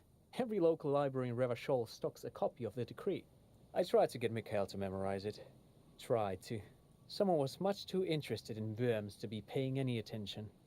I mean, fair enough. The kid takes a peek at the green and silver worm on the cover of the book, already forgetting about this part of the discussion. So how did those tape computers work? Did they work like radio computers? Actually, no one knows. No one even knows what a computer made entirely of tape would look like. But word has it, they were very elegant. Exquisite, alien-looking turn-of-the-century hardware. He raises his finger, remembering something. Buckle up. 10 years ago, I Jesus did Christ. a little freelancing, I guess you could say. I was a special consultant for an exhibition at the Womty Dumpty Dum Center in Vredefort, Oranje. It raised the same questions, and we had lengthy discussions with Paul Ockerman, who was head curator at the time. This was before the twins Keith and Guy Jews joined the team, trying to... Wait, did he just say Wumpty Dumpty Dum Center? He did it. He said Wumpty Dumpty Dum Center, like it's the most natural thing in the world. Yeah. What the hell is a Wumpty Dumpty Dum Center? And who the hell are Keith and Guy Juiced? Okay, the Wumpty Dumpty Dome Center. Paul Ockerman, Keith and Guy Jost. What are you talking about? The Womty Dumpty Dum Center for Contemporary Arts. The exhibition itself drew on Lagerman's notion of memory, and so there were some parallels. That's why the head curator, Paul Ockerman, chose to... Come on, there is no place called the Wumpty Dumpty Dome Center. In fact, I'm not. The Womty Dumpty Dum Center is a place you can visit if you're ever in Vredefort and are ever in the market for an exhibition space / contemporary art research center. He clears his But throat. perhaps I should return to the tape computers. As I was saying, the device itself was very elegant, fragile even. One could write directly on the tape using a special chemical solution. Sorry, I'm still The not talking machine that. would then analyze the handwriting, perform operations, and project output onto a white screen. It was a beautiful, delicate thing. Made of black film and folding tape structures. I've seen cooler things than that. I certainly haven't. Though I understand the socio-economic causes of the revolution, it pains me to imagine the revolutionaries setting fire to this precious device. But so they did. The failed playback experiment vanished into the fires of 07. Wait, the failed playback experiment? Yes, the official name of the prototype. Some sources report it as the Feld Playback Experience, but those are incorrect. Why did the revolutionaries destroy it? Who knows? Maybe it was an accident, or maybe they didn't least they want the gained technology to end up in the wrong hands. Either way, they're all gone now. All 3 versions of the prototype. Nothing but debris and ashes remain inside that building. Okay. He takes a step back. The boardwalk creaks mournfully in the wind. I wanted to But of ask course. something else. What else? Oh, Jesus Christ. You look like someone who has money. Do you have any money? I do have some money, yes, but that's not what's really important here. He brushes it off like it's nothing at all. He's not gonna give you money. What are you doing? Clearly you were just profiling. No, I mean, come on. You need the money. If it's not a thing, he can give you some. Do I have some of that unimportant money then? Oh no, I don't have it on me, officer. I was talking in more general terms. He looks uncomfortable, his left hand squeezing his son's I'm just shoulder. spending time with my kid here, showing him around the lesser-known parts of our hometown. It wouldn't be wise to carry huge amounts of cash on such expeditions. Fair enough. Not that he would have to worry about being robbed. He looks surprisingly buff. Does he work out? By the way, do you work out? I do some Lomantang stick fighting now and then. Lo Mantang stick fighting is a form of martial arts originating from the island of Lo Mantang. It uses slender wooden sticks for confronting the opponent.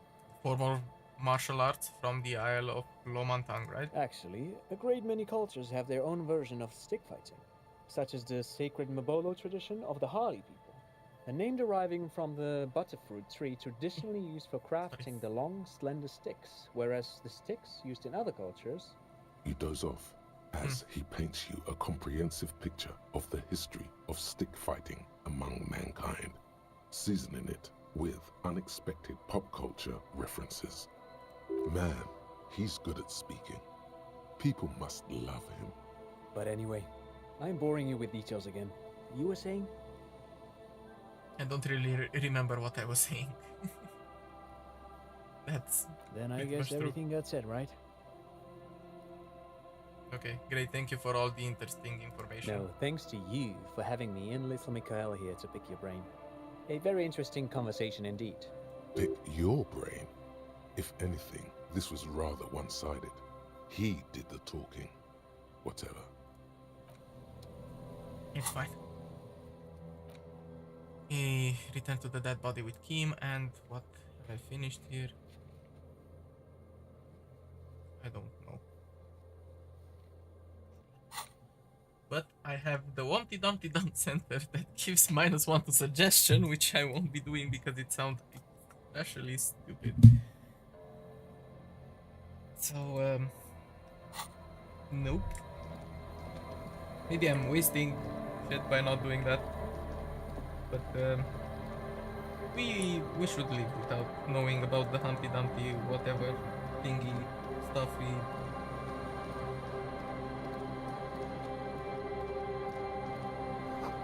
No boat in the boathouse today. Give me those. And +1 to savoir faire, -1 to visual calculus. Oversized superstar glasses. Am I wearing any glasses? Really?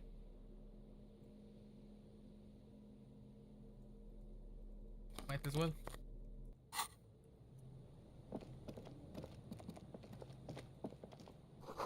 The boathouse is shoddily constructed. A strong breeze might blow it over. And more money. Can I not go here? It seems like the edge of the map. Okay.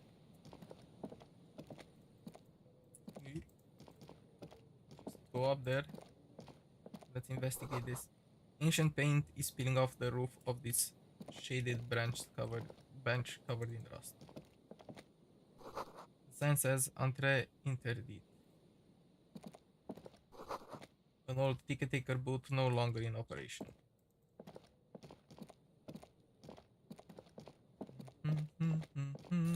Getting a ton of stuff. I will come back to the mural. We just investigate.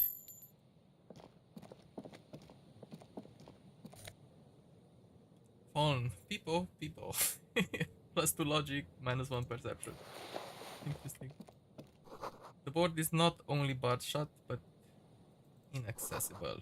A door, a building, a hiding place. Could the instigator be inside? Maybe. Who knows? Not like I can check. So, yeah. Let's see about this.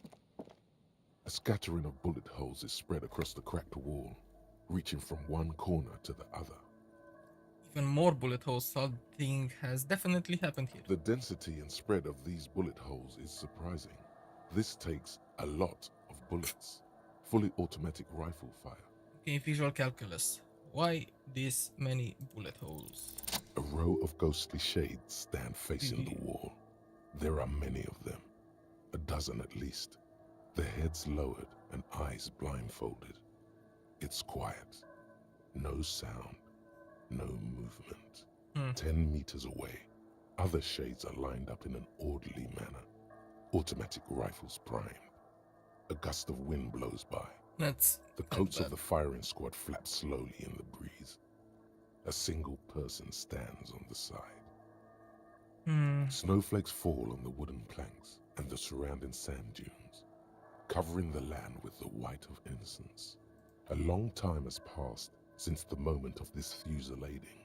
Rain and brine have since washed all the blood away. Not a trace remains. What is this? The abundance of bullet holes leads to two options. Either an inordinate amount of executions were performed here, or they did not use a conscience round, where only one soldier has the loaded rifle.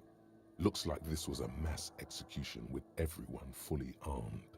Okay, look at the people against the wall. A host of men, probably in everyday clothes, ragged from the conflict and covered in dust.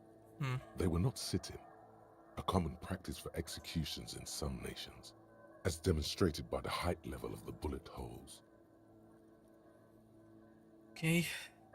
They stand, facing the wall. It's impossible to discern any details about their personality or background. Look at the line of soldiers. 7 men in combat uniforms and dark coats, holding automatic rifles aimed at the people. Soldiers from some side, but from which one? Look at the person standing on the right, The commandant, on the side. the one who gives the order. Machine gun fire crackling through the air. The lights of the muzzle flashes dancing on his face. Who was who in this execution? I need to understand. I'm just a representation of your mental faculties, piecing together any available information. You should probably ask the lieutenant. A cold sea wind blows away the figures. Yeah, the unfortunate thing is that I will have to get back here with Kim. There's no way the perp is in here, officer. Look how scarred the boards are. All attempts to pry them off have failed. Can I try to get in through? Not this time. The opposition is insurmountable, but I like the spirit. Have some points. It's lonely and cold without points. Okay, nothing more to do here then. Okay, let's start talking to people because I explored most of the areas. The only things that are left is to just talk with everyone. This section of the coast hasn't been used in decades, it seems like. Let's just look around first, and then we can talk. In tiny cages, carefully constructed. What do we have here? The soggy logs smell of ignition fluid. Still they won't light up. Fine. These heavy military blockades are riddled with bullet holes crumbling. A buoy bobs in the water. The number on it says 11. Okay, let's talk to this guy. It's almost impossible to get a fire going this near to the ocean. Here we go. Nice and it's easy. the cryptozoologist. No way Okay. out, little guys. Not out of this jam. Nice. There's a cylinder on the ground in which the man is arranging some netting. It looks like some kind of trap. He notices you. Who's there? Oh, the police. Hello, officer. His self-conscious enthusiasm renders his movements ungainly. He looks like your understanding of a scientist. Is that the police? Why are the police here? Don't worry, Gary. I'll handle it. He must be Morel, the cryptozoologist. To what do I owe the pleasure? That's sarcasm. He takes no pleasure from your appearance. You don't seem too happy to see the RCM. Oh no, it's all right. I'm just busy. He glances at the cylinder. What's this about? Lena sent me. She's been really worried about you and is waiting for you to get back.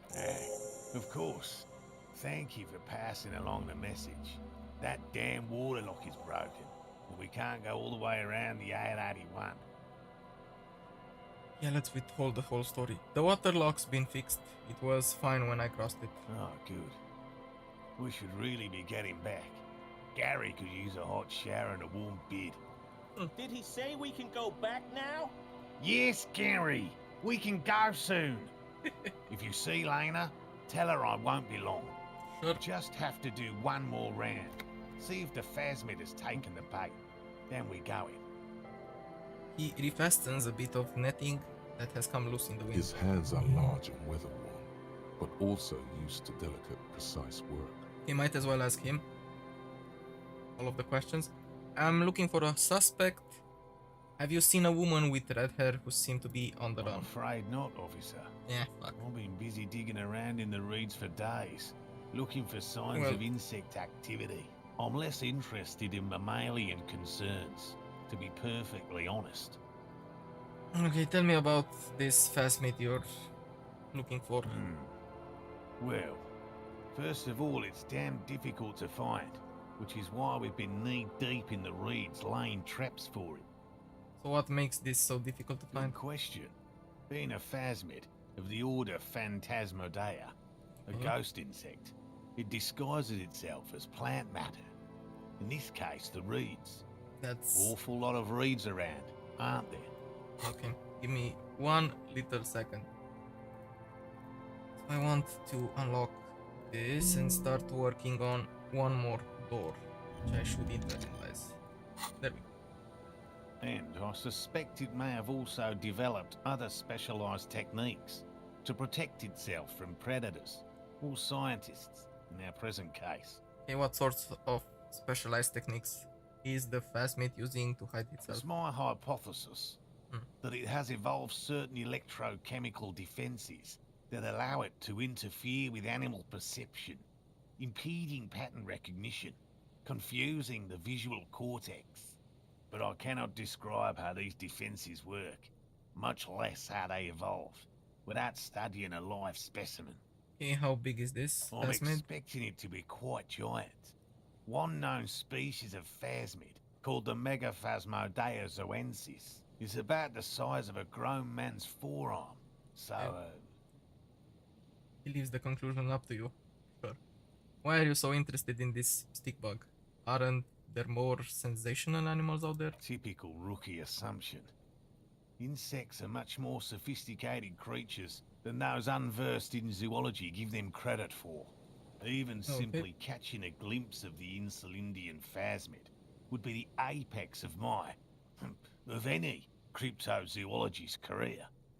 But to study it and its defenses, find out how it stayed hidden so long. He shakes his head. Okay, so what have you discovered about it so far? Very little, I'm sorry to say. No one's ever captured a specimen, so all our information is based on first and third-hand accounts. So, no one's ever found one? Not yet. That's what makes it a cryptid. But if no one can prove it exists, how do you know it's real? I know it's real.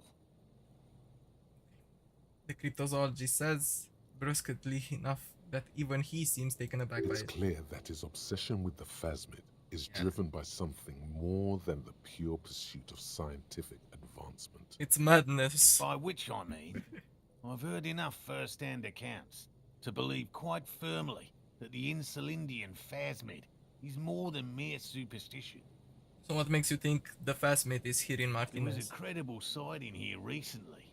A pair of teenagers described a creature that matched the Insulindian phasmid to an uncanny degree, despite not knowing what it was themselves. Seems pretty improbable, It's but the first sure. credible sighting in several decades.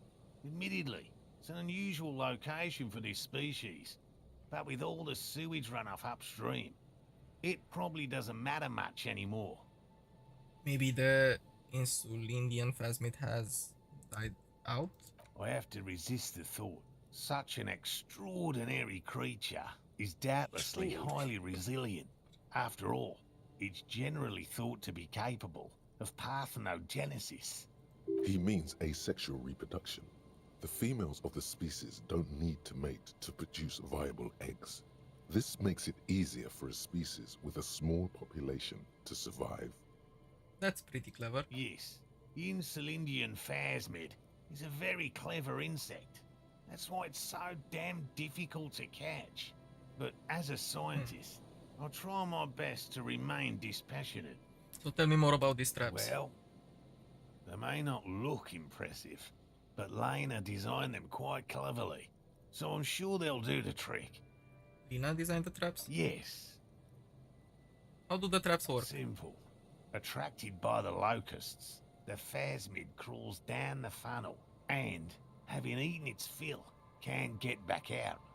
At least, that's the intention.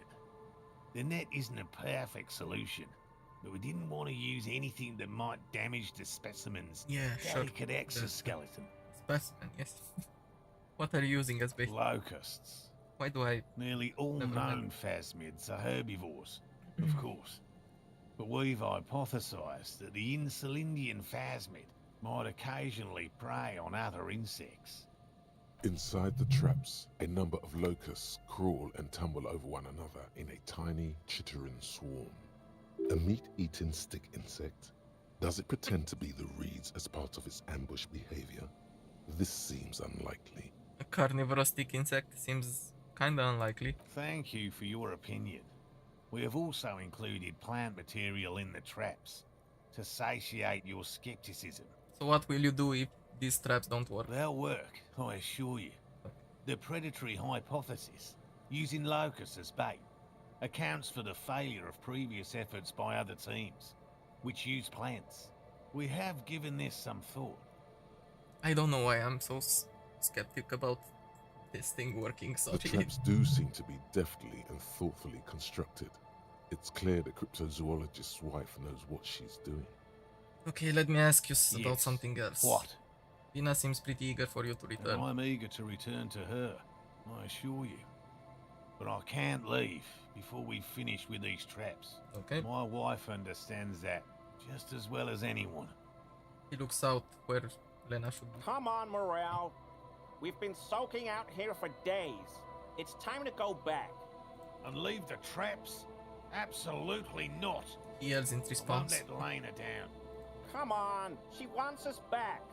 I'm soaked up to my nuts over here. We'll both catch reed crabs if we don't dry out soon. I didn't know the phasmid was so important to Of Lina. course it's important to her. She's seen it. A verified sighting, on record. One of only 4 this century, and it's hers. You just said that nobody saw that. What? Really? She's sighted the phasmid? Yes. That's how we first came to know one another. Oh, Okay. But that's her story to tell, not mine. He coughs, then continues. Suffice to say, it's long been our dream to find proof of the Insulindian phasmid together. I can't abandon course now. Another cough into his fist this time. Maybe you could go back to the whirling, warm up, come back to check the traps later. Oh, no. The traps need to be monitored on a regular schedule. What would we do if the phasmid were to starve while we were sipping tea at the hostel?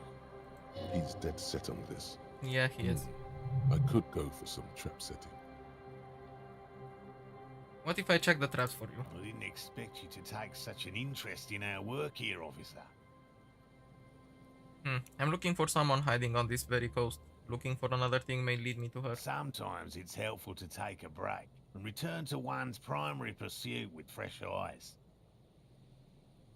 Where are these traps? There are 4 in total. One is to the south, Why on did I this take little on this quest? peninsula, by the Never mind. boathouses. Experience. We do It's this. very near. Useless fucking thing. Sorry. Another we set But in Land's End, to the northeast. It's behind a small sand dune there, on your way to the old radio tower, after the church. The third is set near the canal, where you crossed, by a concrete slab. A big thicket of reeds going up the slope, and among them... Gestures to the trap in front of you. You should check at least one of those before returning to this one, since I just said it. This one's more of a technicality, but still, better safe and stupid than sorry. So what do I do if there's a phasmid in one of the traps? Bring Not it that to me at will be. once. Just make sure the trap is closed tight. Okay. He's not comfortable with the possibility that you'll claim the find, but he's lying about this even to himself. What if I encounter the phasmid in the wild? That's highly unlikely, officer. Never In the know. event you do, I'll spray you with a pheromone mixture I developed. Please don't. It's made of musk and research chemicals. The pheromone should attract the insect to you, or at least prevent it from bolting at the sight of you. It's quite potent. Will last you about a week. I don't want this, thank you very much. Your choice. As I said, the chances of you encountering the phasmid are next to zero. But you feel you should have it on you. Something bad might happen. Don't mess around. Take the pheromone. It'll make you sexier. Why are you doing this to me? You know what? Fine. Okay, he douses you with the odd smelling spray, a double helping as you present your other armpit, and then gives you a satisfied nod. Okay, let's get Thank into it. you for your help. I will smell like shit. Gary and I will Excellent. start breaking down camp. If you have any more questions, now's the time to ask. Finally, you're being sensible. I'll start packing right now. If it's more cryptid-related business you want to discuss, you'll have time for that later too. Okay. But what if the information is vital? On the hunt. How did you become a I've cryptozoologist? just always liked animals and puzzles. Searching for cryptids is a bit of both. So you're living your childhood dream out here? It's not child's play. Just because I have to traipse through the mud every so often. So why not just be a zoologist? Real animals are puzzling too. Real. I know you think one is a respectable profession, while the other is superstition. Everyone does. I don't, it's a profession, just like any other. Indeed. My methods I do not don't actually differ believe from that, other but- scientists. I simply draw upon a wider variety of evidence. And I have more hope that something truly surprising might happen. Your nerve endings tell you there is no such thing as a positive surprise. But life surprises are mostly miserable. Agreed. Yet there is always a chance, albeit a small one, of a truly good surprise. One simply needs to look at the history of science. Serendipities abound. And has anything truly surprising ever happened to you? No, as I said, I have yet to catch a cryptid, although I have come close.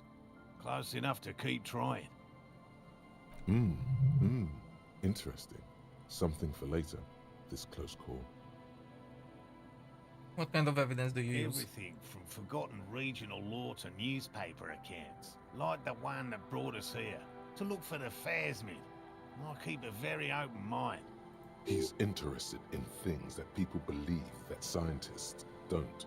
You think other scientists don't listen to ordinary people enough? Most establishment scientists only care about reputation and remuneration, not real research, and certainly not the truth. They're a cowardly lot, and both the field and basement archives can be dangerous places. So you have never discovered the cryptid? No. Very few cryptids are ever discovered, and not for a lack of trying. To stay hidden is a cryptid's primary quality. It's even in the name, cryptid. So how about a lack of existence on their part? You know?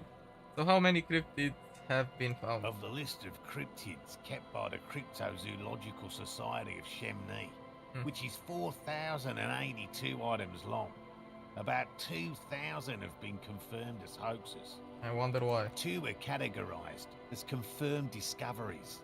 The rest are in differing stages of discovery, refutation, and data collection. So only 2 have proven to be real? Yes. The Chateau Quan forest pygmy, who turned out to be an extinct species of primate, and a cave salamander from Hugo Grad, who is, honestly, quite unremarkable. It's in a zoo somewhere. We cryptozoologists are brutally honest with ourselves, more so even than the public. With cryptids, most cryptids are hoaxes or they are never found. That does not mean we should stop searching. I don't even know what to say. That's a small number of Do you discoveries. know what the success rate in pharmacological research is? 0.00003% of bioreactive agents have reproducibly beneficial effects. Yet science persists in the search for medicine, as we persist in our search for new species. He has You know clearly what? done his math on this. You can do whatever There is the no fuck you want. surprising him It's or funny. swaying his opinion. Okay, so thanks for explaining that. Now about something else. Yes? Let's talk about specific cryptids. Right. Do I What want to do that? cryptids Not really. precisely? I usually discuss these things with specialists, so I don't know what. We would have to discuss. He wants to say, but decides against it. Since you've offered to help, you need to ask him about specific cryptids. Cryptids you've heard about from Lena or his friend Gary. He won't just talk. Which cryptids did you almost catch? You said before that you almost caught A one. willow person. It's a long story. One non-specialist would find rather dull. Willow people? Not at all. What are willow people? They're not people, really. Some argue they aren't really animals. So what are they They then? seem to have evolved directly from trees. He says it in a self-explanatory, everyday manner. They're very, very thin. Almost flat, in fact. And can camouflage themselves easily. Wrapping themselves around trees and blending in with the tree bark. In that way, they're not too dissimilar from the phasmid we're looking for here. Wait, so I may have seen those willow people without knowing it? You probably have. How did you almost catch a willow person? Gary and I painted an entire grove's worth of trees in slow-drying paint. It was a bright lavender colour. I was hoping one of the willow people would get paint on it and not be able to camouflage itself. After waiting in hiding for hours, I saw a figure slip from one of the trees, a lavender shadow, dashing through the grove. And then? I chased it with a net. Not very elegant. You can't be elegant in the field. And, well, it was faster than me. Lavender shadow, you said. I know it sounds like we were snacking on funny mushrooms, but I did see motion and colour. Mine is not a confirmed sighting of a cryptid, however. Much goes into verifying these things, and my account comes short of a few standards. He makes it a real point here to sound falsifiable. And Lena's sighting of the phasmid is that? Confirmed. It's 100% verified and meets all the standards of an authentic cryptid sighting. Just tell me about a cool cryptid, any cryptid. No offense, officer, but I'm not much of a pedagogue. I don't know what I would have done if Lena hadn't persuaded me to go back to field research. You should ask her if you want interesting stories. Okay, sure. Me? I'm not a people person, unless you haven't noticed. And I don't make a good lecturer.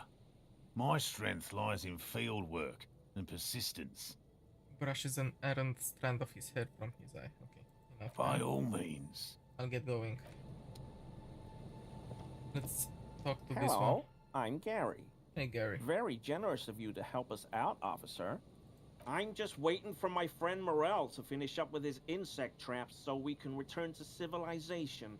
Not a lover of the great outdoors? I like nature, just not this bloody coast. It's mostly drunks and degenerates that come here. Degenerates? This man respects authority too much. To see the truth inscribed upon thine own visage. Pretend thou art a paragon of virtue.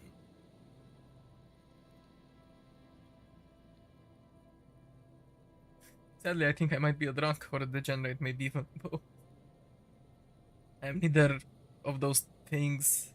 I can assure you, I'm a by the books, clean as a whistle officer of the law. I'm not even tempted to touching toxic. I've been tempted on occasion, but someone has to stay strong for Revachol. His gaze shifts to the pile of soggy logs at his feet. He pronounces Revachol with a hard K, unlike other people. Serious question time. This man is no innocent. No one is. Is this your mug? Hold up the yellow man mug. My mug? Why would you think that? You look like the kind of guy who might have a collection of mugs like this. Home in his colonial mug collection. How do you mean? Forgive me, officer, but we've only just met. He is trying to avoid lying to you Yes. outright, in case you really have been to his apartment. You're acting kind of suspicious. Did I mention the mug was found at the scene of a lynching? Okay, I admit it. I threw the mug away in the trash container behind the hostel. I know I shouldn't have, and I am very sorry, officer. He pauses. You're not going to find me, are you? I am. Rip out a fine slip for 20 real. This could be fine. I could go for 100. Who knows? Sure. I am. Rip out a fine slip for 100 real. Okay, I deserve that. And I won't do it again. You have my word. Okay. He accepts the slip of copy paper with a bow. You have my word, I okay. don't know what got into me. Stuffing my garbage in another man's property, it's... I've been having trouble at work lately.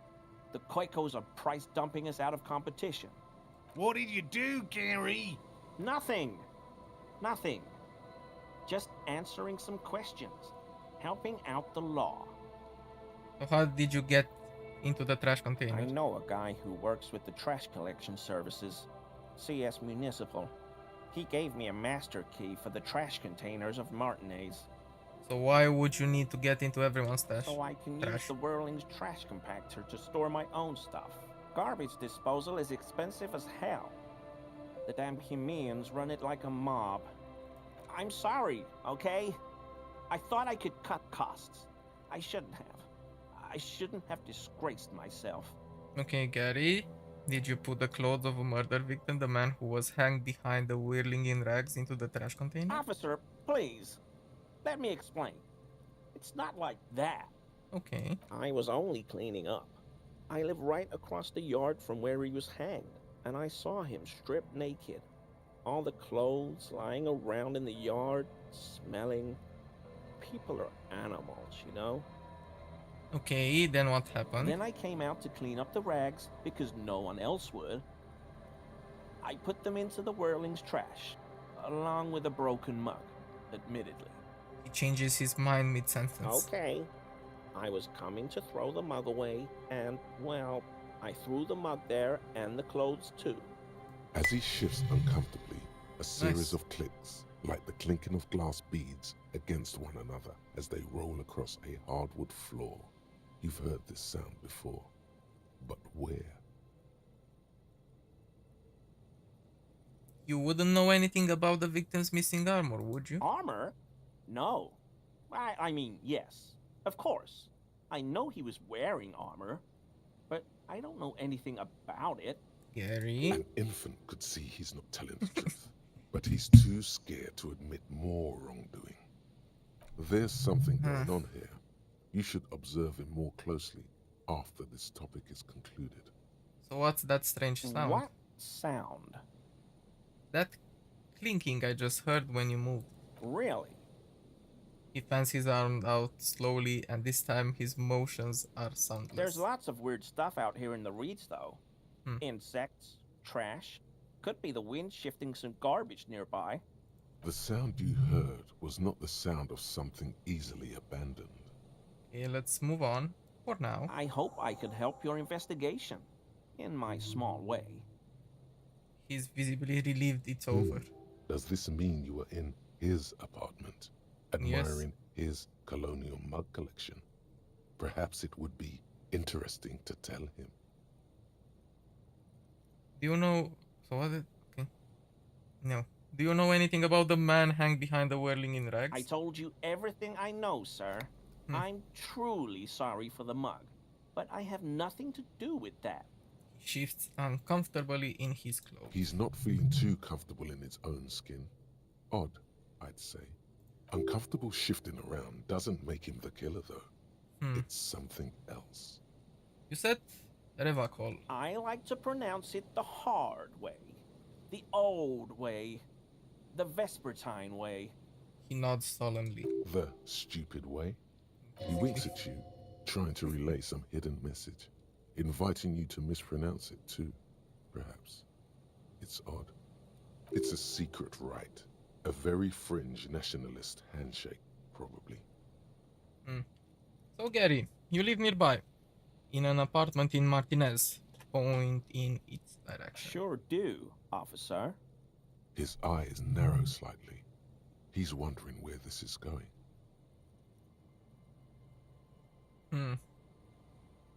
And you're a big fan, and you're a big man from Heimdall fan?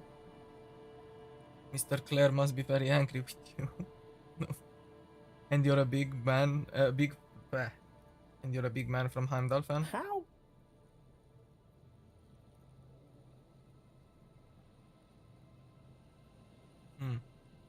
Saw the poster in your apartment, you know.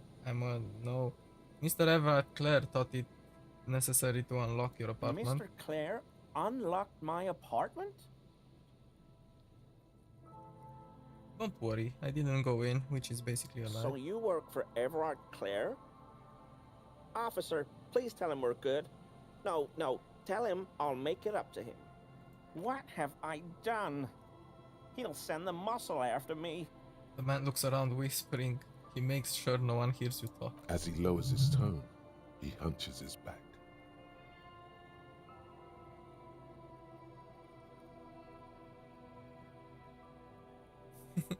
Really, I don't even know. Try not to shit yourself, Gary. It's just an open door. Yeah, I don't know what it was, but he doesn't like you. I was probably talking too loud in the whirling the other night. About some theories. Stupid. Shouldn't have run my mouth loud like that. I won't do it again. If there's anything I can do to assist you, or the Union, just ask, okay? I'll try to help if I can. This scared him proper. He's positively melting from fear. Has to prop himself up with a lot of anger to keep it together. Okay, so are you a cryptozoologist too? No. I help Morel with research sometimes, and I've learned some things along the way. But I don't usually go in for picnics like this on my own. Can we find out anything else? My mug? I can see Why you would recognize think it. That? It's in your eyes. I may have had a similar looking mug in the past. That's all. Alright, I believe you. You look like the kind of man who knows it's a crime to lie to an officer. Okay, I admit it. I threw the mug away in the trash container behind the hospital. I'm basically trying to get I know I more positive have, points and to be I able am to very succeed sorry, the check. officer. You're not going to find me. Oh, I can are find him you? again. I am. Rip out a fine slip for 250 real, the maximum. Oh God, 250? How am I gonna pay that? Okay, I'll work harder. I'll pay it off. I promise. This is a considerable expense to him. 1 month's wage, most likely. And I'll never do it again. I don't know what got into me, really. Work has been stressful lately. What did you do? Nothing. Just answering some questions. Helping out the law. You wouldn't know anything about the Armor? victims missing An armor. infant could see. There's something going on here. You should. Hey, how I did know you a get? guy, so I can... I'm sorry, officer. I was already only did this. cleaning up. Yes, Then what I happened? came out. Okay. As he shifts uncomfortably, a series of clicks. Okay, what's What that strange sound? sound? Don't mess with me, I think you know what I'm I talking about. haven't the slightest. There's lots of weird... The sound you heard was not the sound of something. All right. Of course, officer. Should we try it? Let's see. That shirt Nice. looks very uncomfortable on him. Look at the buttons. We Barely succeeded on keeping that. thing together. Perfect. As if something is ready to rip out from underneath. Something worn underneath? Yes, like a piece of ceramic armor, for example. One that makes a clicking sound when the plates meet each other, resembling pearls or marbles, stolen from the corpse in the yard near where he lives. I see you're a connoisseur of high-quality combat gear. I knew you'd figure it out, officer. I'm sorry I didn't tell you at once. I was... He unbuttons the shirt. I was ashamed of what I did. And I didn't want you to know. You see gleaming white ceramic shine underneath. A thin layer of interlocking plates cover his gaunt torso. We're not detecting falsehood, sire. He's gearing up to admit the truth. Yep. Gary, what's going on? Later, Morale. I've got apologizing to do. Do you know who killed the hangman? I always thought it was the Union, but I sure as hell won't go around saying that anymore. You have my word. I don't know, and I won't be running my mouth on this subject anymore. This is all he knows. Okay. So why did you lie to me, Gary? Because I was weak. I should have told you the moment I saw you, but... The hell, Gary? You in trouble? I'll explain later. So why did you really put those clothes in the trash? Everyone was picking those pieces off him, and I was watching them do it. And they scattered his clothes all over the yard. Everything was smelling. He looks at his feet. So I went there to take out the trash and started cleaning up. All those rags on the ground, him swinging up there, and I had a lapse of honor, sir. I thought, he's a foreigner. They all say he wasn't from here. Only the cuirass was left. So I stripped it off him. It was early in the morning. No one saw me. I took it with me. It was a mistake. Had I known it'd give you guys trouble, I wouldn't have... Fuck. We're detecting sincere contrition here, sire. He's not trying to flatter anyone. So give me that armor now. He sighs again, hangs his head, and unbuttons his shirt fully. A cuirass that matches the dead man's boots comes into view. Soon it is in your hands, smelling of his sweat. But so light to hold, like a bag of cotton. Are we done here, Gary? Yes, absolutely. I will never do anything like this again. I won't mess with Mr. Clare either. You have my word. Thank you for your cooperation. Nice. We got another piece of equipment. One more door. And we unlocked this tot. There is no way to open the supply depot door. Accept it. You cannot open all the doors. You have to integrate this into your character. Some doors will forever remain closed, even if every single other door will open at one time or another. Maybe to a key, or maybe to some sort of tool meant for opening doors. But this one will never accede to such commands. A realization crucial to personal growth. Crucial. Nice. But... -1 half-life, no fear. All side white checks unlocked. Okay. I should have kept this one for later. I guess it's fine. Can we get another thought up and running? Do I want that?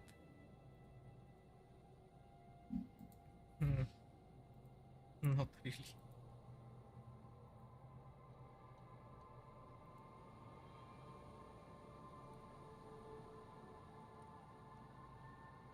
I mean, I could go for this since I have a quest. Don't have enough skill points? What? Oh yeah. That is actually true. But I have the armor. Pain threshold, +1 to volition. It goes in instead of the shirt. That gives me +1 logic. I'm losing some empathy. That's kind of fucked.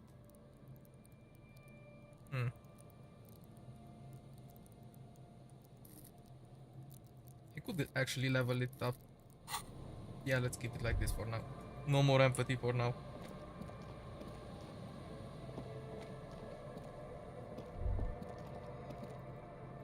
Okay, nothing to do here. It's getting pretty late. Be honest with you. In the game, I mean, it's 8:30. That's a Noland being sync. An unsuccessful one.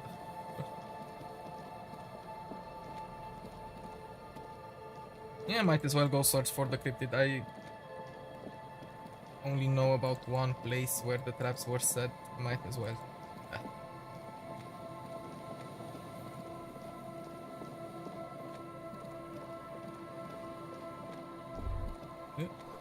The building before you housed the engine must have been a big one. An old door. Nope. So I'm looking for a trap over here somewhere. Yeah. Might as well check it. There's a trap in the reeds at your feet. Looks like the same one you saw Morel set before. Same mesh, same wiring. Okay, look around. The reeds sway in the coastal breeze. They seem to be waiting for something. The wind picks up here, near the cape's end, surrounding the narrow strip of land from 3 cardinal directions. It's cold for this time of year. Reach for the trap. Locusts are crawling around in the trap, confused but uneaten. You see no carnivorous reed phasmid gorging on them. Check the trap Morel just set up. No, check the trap near the boathouse, west of the Feld building.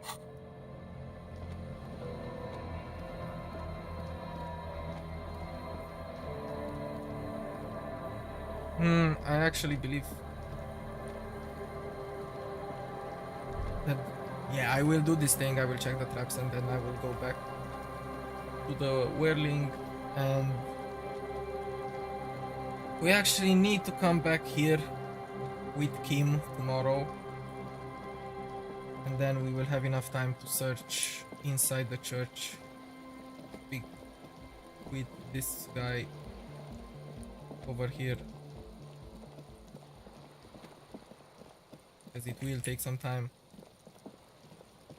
And yeah, having Kim with us will actually help us quite a lot. Hopefully that guy is still here tomorrow. We will see. Okay, what's this? Looking back at you from the rust-colored water. You.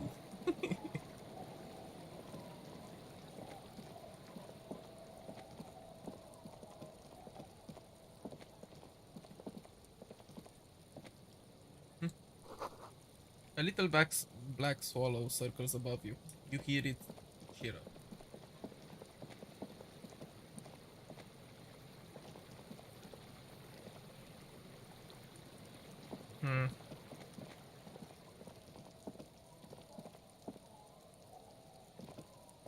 Was there anything here? Not really.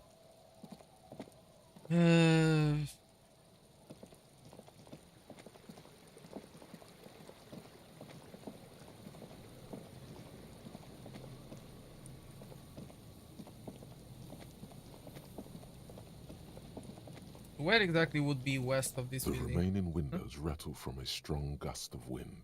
Okay. They're covered in a thick layer of grime. They must have been like this for 40 years. Try to see inside. Dripping water falls from a high place.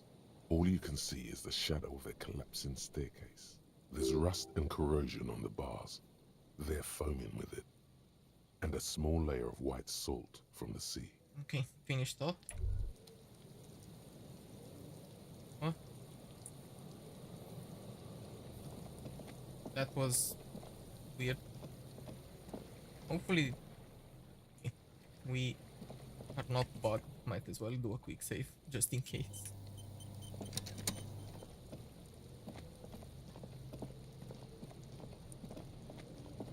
So we check this trap, right? This is the trap Morel just set. Checking it over, he said, is just a technicality. But okay, look the around. reeds by the abandoned campsite hiss and shake in the lazily falling rain. It's good the cryptozoologists left. This isn't a very cozy place to stay night after night. The later it gets, the colder. Remnants of the camp can still be seen in the sand. The fire that's gone out. You feel strange, somehow. Reach for the trap. This trap is also full of panicked locusts. No sign of any cryptozoological beast inside.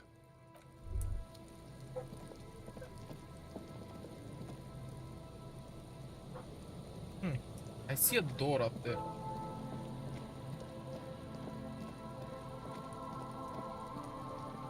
Okay, this is the one near the boathouse. This trap's not too hard to spot once you know what to look for. Keeping it hidden has not been a priority for the cryptozoologist. Okay, look around. Behind you, a ruined residential building looms over the reeds, shielding them from the wind. They rustle confidentially, in tune with the pitter-patter of the rain. Reach for the trap. Nothing but locusts in this trap as well. Definitely no cryptozoological monstrosity. Okay, and where is the last one?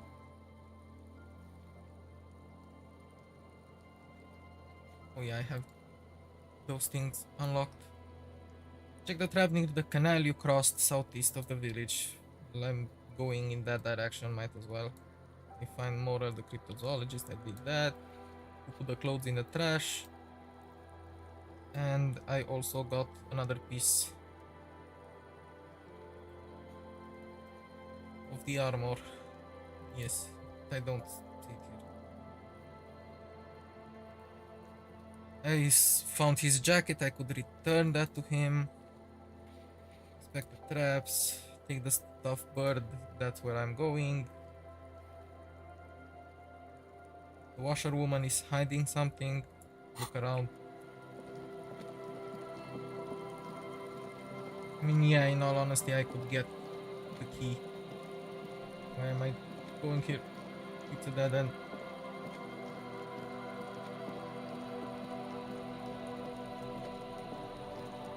Hopefully it doesn't lock me into just, you know, you need to stay here from now on. That would suck. But I would like to see the inside of that building, if I'm honest with you. Okay, so trying to remember shit. We still have to investigate this area of the map. We did most of it actually. So we should be fine. Let's deliver the jacket. Tequila sunset. Okay, I found your jacket. Ah, tequila. I knew you'd come through. That's fucking great, man. I found a little more than I bargained for. What's that supposed to mean? There was a dead body nearby. What's that got to do with my jacket? Probably nothing. Forget about it. Give him the jacket. Let me see. What? This isn't my jacket. My jacket was beautiful. This is fucking filthy. What am I supposed to do with this? What do you expect? You left it outside for a week. I'm not taking a disgusting pile of hobo rags. I may be in an irrecoverably decaying orbit, but I've still got standards. Okay, Either sure. bring it back the way it was before, or find a dumpster to burn it in. Hands it to you. Underneath the accumulated filth, the jacket itself appears to be stain resistant. Maybe it just needs a good scrubbing. Yeah, sure. Be seeing you. Fuck you. Well, I guess I can clean it. It's not that big of a deal.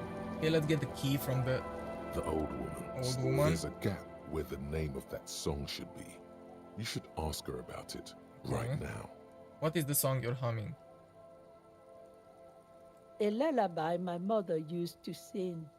I sang it to my kids too. It's an old Samaran children's song. What's it called? Surrender to the night. She replies slowly, rocking back and forth. That's kind of grim for a children's song, even if it is a lullaby. Okay, sounds nice. Yes, it does. Okay, I found this jacket, but it's filthy. Could you wash it for me? I can wash it for you, but it's going to take about a half an hour. Think you can stay put for that long? Should I do it? Yeah, sure. Hell yeah. Yeah, I'll wait. Well, hand it over then, and I'll see what I can do. Must say, I'm proud of this one. It's pretty nice underneath all Well, that it wasn't a filth. half an hour, but it's... I hope you take better care of it than its last owner. Thank you. Actually, is that free room still available? Change your mind, did you? I thought you might. Don't make this old woman regret giving the police the key to her house. Here. Okay, thank you. Let's finish the thought. Date of birth generator. So what will this do? You were born in the year 07, in the last year of the commune of Revachol, right before it fell, in the old military hospital on the ground floor, where people usually came to die during a snowstorm. The revolution had about 1 year left to go, and the fires were still burning bright. There were explosions in the blizzard. This was 44 years ago. You are 44 years old. The bloating might never leave your face, but beneath it, you still have some years. You still have some hope. Okay, bonuses. Learning cap for logic raised to 4, -1 difficulty to all physics passives. This is actually good, helpful.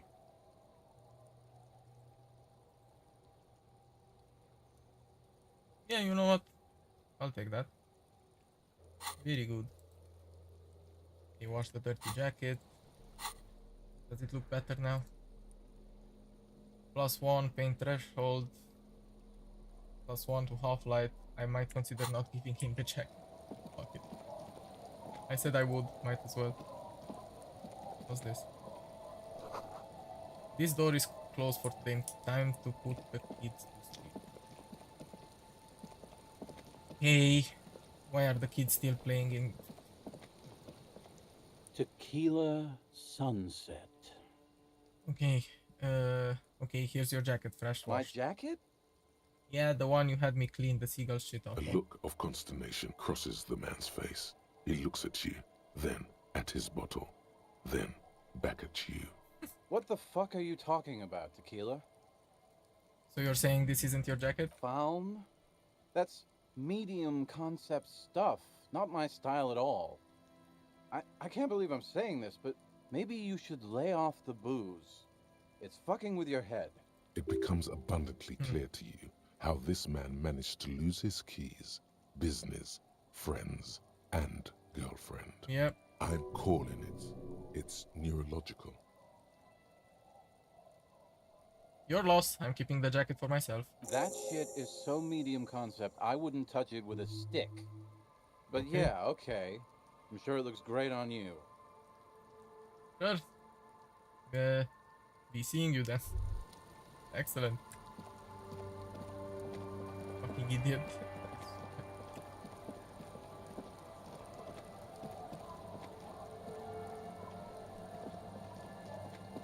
What about the bench?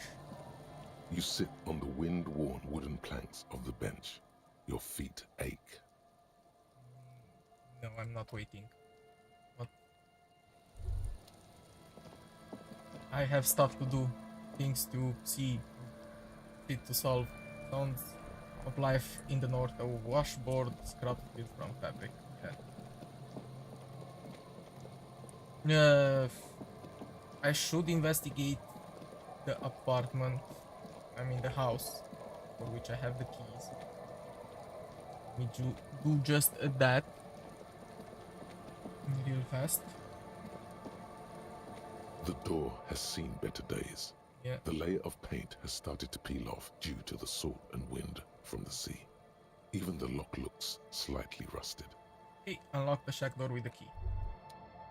You won't be sleeping here. I just want to investigate.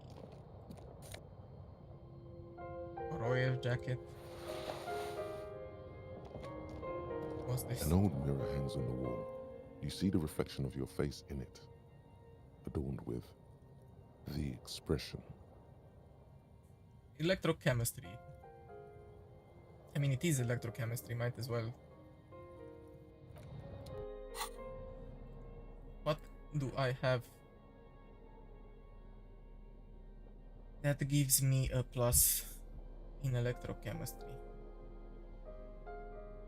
Was the freaking pants +1. +1 to indirect modes of taxation instead of perception. But I forgot I had that. Electrochemistry. Yeah, let's try this. The luxury of fine things. Just look at those black monk straps.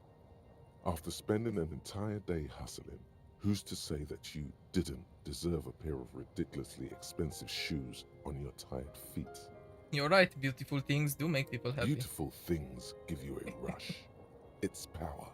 Crafting your style, draping your flesh in silken leather, deciding how to present yourself to the world. Remember, when they come to take it away from you, you Each worked flea market for those for 9 shoes. times. Whether you like it or not, wearing these shoes has made you more liberal. Ultra liberal. Okay. They're either a gateway drug or a booster pack to get you deeper into free market ideology. An old mirror hangs on the wall. You see the reflection of your face in it. Oh, I don't get. Adorned with the expression. Okay, let's try the expression. Still not happening. Okay. Good to know. Let me get my shit back up.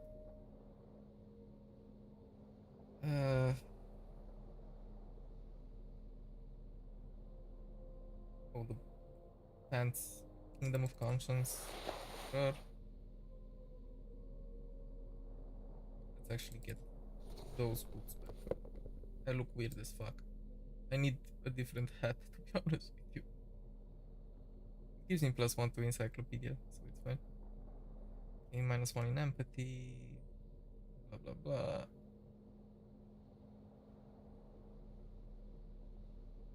Drama, interfacing, perception. Okay. It's okay actually.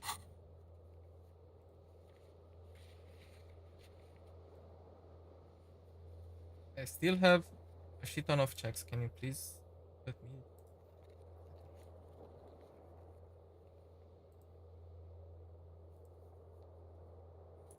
Yeah, it's fine. What's this? These are some wonderfully regular pants. Not too tight, not too loose, moderate in every sense. You'll blend right in at some pleasant dinner party. I like regular normal things. I know you do. These inter-Isolari pants are like wearing a perfect compromise in your nether regions. No one will call the moral intern on you like this, that's for sure. Okay. You're a little more moralist now, buddy. Lovely. A little more normal, even if you didn't want to be. Makes sense? This is what wearing boring office trousers does to you. It gives me +1 to morale. Don't mind me if I do that. On the table, you see a bowl of water, a rough soap, and next to it, a small hand mirror. A straight razor soaks inside the wash basin. Is shaving the right The call? water reflects back a vague image of your face. Nose bulbous and red, hair unkempt, wrinkles lining the eyes and forehead. The stash is gigantic. You'll be looking like a pansy without the chops. A fucking pansy. A fresh start looms ahead. Clean yourself up and be born anew. Yeah, let's do it. Like an artist with a brush or a Might as master well, right? swordsman, you use the small mirror and the straight razor with some soap to remove all that unkempt hair from below the nose line. The sharp blade chafes against your I skin, look horrible. What the producing fuck? a scratching sound. The surface underneath the beard feels tender, the air brushing against it chilly. Feel your clean-shaven They cheeks. feel so smooth, surprisingly so. A feeling of freshness overcomes you, as if you just came from a cold bath. Was shaving the right The call? water reflects back a vague image of your clean-shaven face. with Despite that the weird bulbous green on my nose, face. unkempt hair, and persistent swelling, you look a little younger, maybe. You almost look like a professional. Almost. The floorboards creak under your step. An old mirror hangs on the wall. You see your reflection in it. The expression fixed to your clean-shaven face. I mean, I can try it. You're still not accustomed to it. One more time. Hopefully this time. It has to work, right? An old mirror hangs on the wall. 58. Let's you see do your it. reflection. It's like Yes! something snaps in you. Finally. A nerve ending. A thought. Oh, God A damn it. sadness. Your face in the mirror is suddenly clean of the layer that had distorted it for God knows how long. just like that, it's over. The running gag that your life had become. A sad old man looks back at you. Oh, Jesus. I look sad now. I don't like it. It was more fun before. At least I look more professional, I guess. Give me those pants. Anything else? I don't think so. This one makes me look much better. I like the shoes. The 1+1 in perception. Instead of the indirect mode of taxation. I don't even know what that does. Because I didn't do it. I don't see the solution here.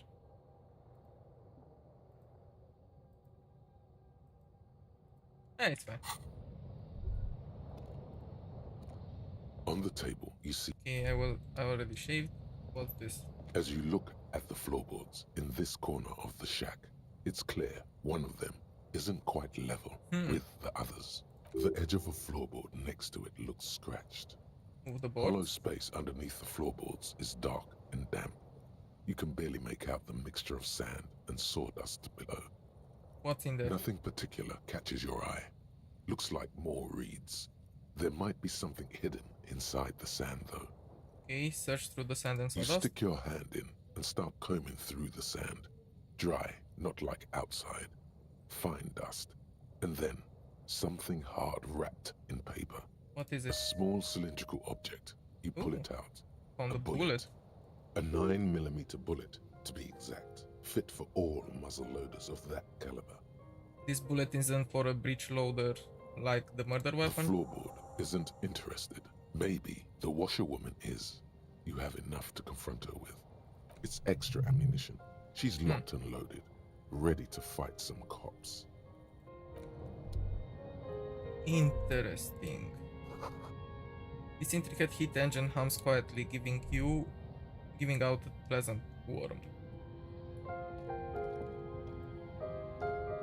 The bed is comforting, if a bit run down. Still, you've earned a rest. No time to rest yet. Still have shit to do. Okay. Let's go confront the old lady. And also... Oh, I didn't inspect this. I will do that later. When I'm at the hotel. Got 2 bullets. The old woman still sits. The buzz of electric lights blends together with the slow rumble of the ocean waves at night. You're still up? Yes. I can't really sleep anymore. Only a few hours a night. It happens when you grow older. She sloshes the water in the bucket around. My for a bit. suggestion is, don't. Don't grow any older than you already are. That's old enough. What's troubling your mind? Why was there a bullet under the floorboards of your shack? Damn that girl. She murmured softly. And without anger, a long and harsh life has taught her not to buckle under pressure. I'm guessing you didn't put it there. Ruby did. Gone and hid things in there? She's usually a good tenant, and not a stupid one either. You rented the room to her? Yes. I let my room to that Ruby girl. She speaks slowly, wringing out a rag after a long silence. Her hand moves into the water bucket. Some water sloshes over the edge. As I've done before when she's been in trouble or just looking for solitude. I've made it clear. We welcome all kinds of people here. So when was this? She came last Friday, left on Monday in a hurry. Okay. What has she gotten herself into? That girl. You said she left on Monday? Yes, early with the dogs, around 8 o'clock, I think. She probably heard the Lieutenant's Kanema drive by, and it woke her up, just like it did you. Is the room exactly as she left it? I cleaned it, like I always do. Was there anything else there? No. The truth, sire. Okay. What is she like, Ruby? She's good company. Knows how to talk to an old woman. At my age, you don't get a lot of quality conversation. So I really appreciate that about her. Did she talk to you much this time? No, she was mostly silent this time. Kept to herself. What do you mean? She tried not to let it show, but I could tell she hadn't come to fish. Usually she likes to cast a few lines, but this time she mostly stayed in her room. Why do you think she left the bullet there? How would I know? She's a gruff one, but not violent. She doesn't go around toting a gun. She looks back towards her shack, thinking. Did she leave any technical equipment with her, like radio stuff? Not that I know of, though she was into nice music. She once showed me a few mixtape milieux she'd made. She brushes her forehead. With the back of her hand, water drips to the ground. Although I guess she was pretty handy with the mechanical and technical stuff. Even fixed the heater in the shack. You should be thankful for that. She may simply have kept the equipment elsewhere. And where did she go? I don't know. Further up the coast. She tried to leave quietly, but the hinges on that door screeched like a cat in heat. Woke me up. I heard her rushing in those heavy boots, heading up north. It's a peninsula.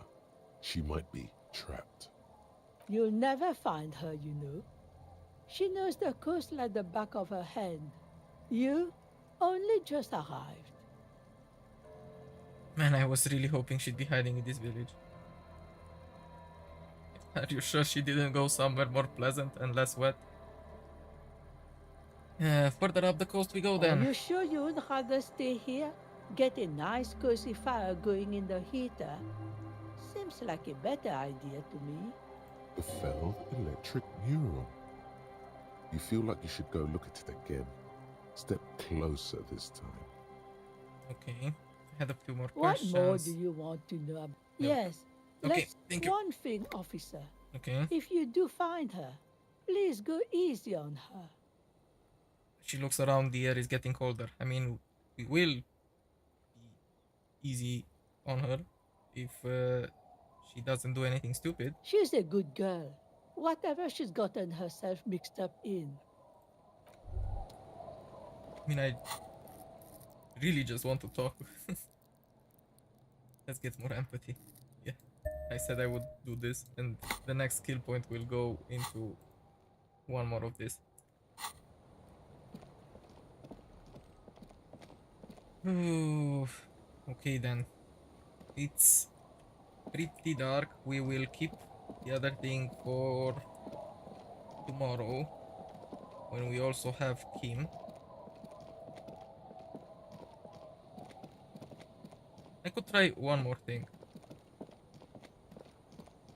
And after that we go back to the whirling in rags. So what if I invite you on a The date? sea's gonna calm down soon. I can feel it. The wind is turning southeast. I'm looking for someone else. Hey, well, how can I assist you That's then, my motor officer? carriage in the sea, by the way. Pointed to know. She needs to go on a date with another drunk badly. No. That's my motor carriage by the sea, by the way. Point to the sunken Oh. vehicle. That's good to know, I guess. Why is it in the sea? It was an accident, I'm sorry. This calls for a funeral, if you ask me. You're suggesting we honor the carcass of my former motor carriage? Feels deserved, don't you think? Falling in the line of duty like that and all? I don't think they have funerals. What an odd thought. Maybe I should. Why odd? Our things are a part of our life world. They're made with our human sweat and they share human history. We should care about them as we care about humans. To some extent, at least. Life world. Someone's been reading up on last century Gottwaldian philosophers. Play it cool now. Alright, I mean, but organizing a funeral takes a lot of time and effort, doesn't it? Oh, yeah. You won't even be able to get it out of the water before early June. And where are you going to bury it? Who to invite? What music to play at the wake? Take it from someone who's been through a few funerals. It's easiest to just leave them there and let nature take care of it. It's going to be quite a Fair few enough. years before nature is able to completely take care of a motor carriage. Yeah. You could always come back in a few months and see if you still want to give it a proper send-off. It's a pity we don't get to do more frivolous side activities like rejuvenate the Doom commercial area or... I understand, believe me. I really do. I think about all the frivolous side activities I could be doing every time I go out there with my nets. But daydreaming is a rich man's game. At sea, you can't afford to be careless and dream. Anyway, what are we talking about here again? She needs to go on a date with another drunk badly. Oh yes, she does. You need to get your drink on. There is no other way for human beings to procreate.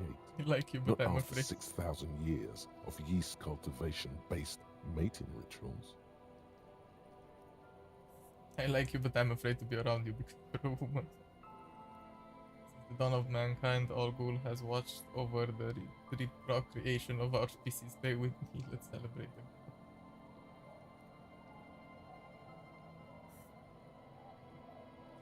I want to be close to you, and there's but one way to intimacy.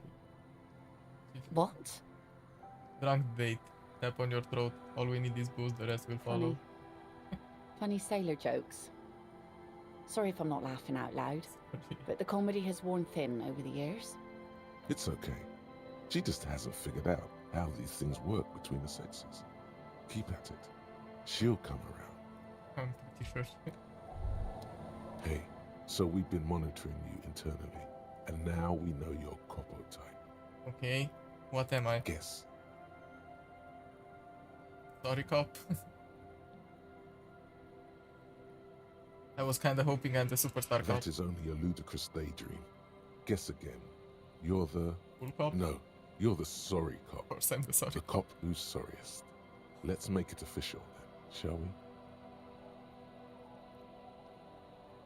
You know, actually I'm not sorry. I changed my mind. No, you don't. Come on. You'll be back to saying sorry in 2 minutes. Stop wasting time and begin the repentance. No, I'm really not sorry. Fuck off. Wow. Okay. Fuck off. Maybe we were wrong about you then. Yeah, try again. Try again later. We will get back here when we have Kim on our side. Let's go check the last trap. Do the things that we have to do at the Whirling Inn. And actually, yeah, we have to return here with Kim and he will see this. And will be bad. Thank God I discovered it first without Kim being here.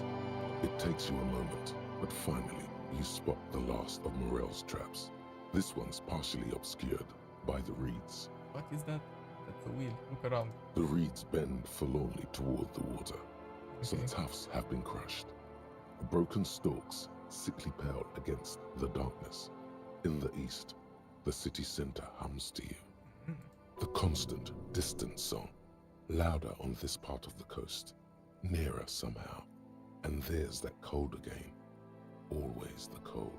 Okay, reach for the trap. The trap feels light and silent as you pick it up. Something is different here. Look closer. No locus. Okay. No phasmid either.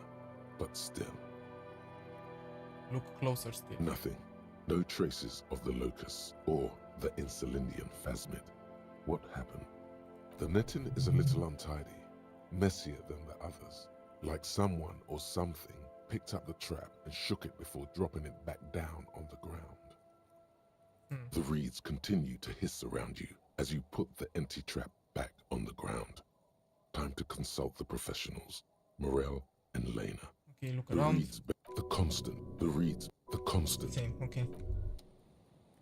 Well, I'm sure there's nothing else there. Now since I have the pry bar, I should be able to open this. Ew. +1 empathy, -1 logic. You know what? Warfare. Yeah. Give me this. I have a shit ton of levels in logic. Basically have 7. -2, which is 5. Which is still a lot.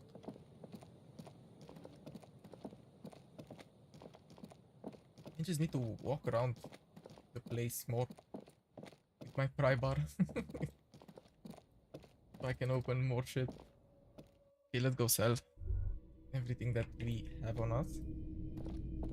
Hello, hello. Let me know if I can... have something sure. to sell. Let me have a look. Like, I'll check my pockets, access your pawn Anything menu. else you're thinking of selling? Okay, the cassette case. On it.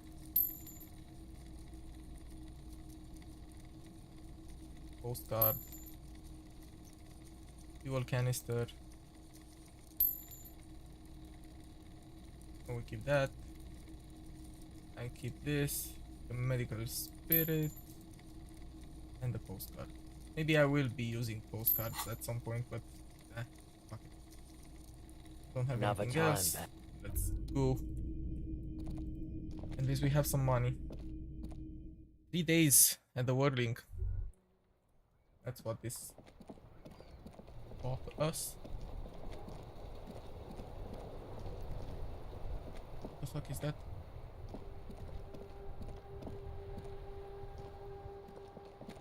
Yeah. The spirited chirps and clicks of swallows fill the air. There is something down there. Okay. So I can't access that, but... Whoa. What have we here? Bridge? A bridge with loose nails and rot-infested wood that creaks in the wind. A construction code violation if there ever was one.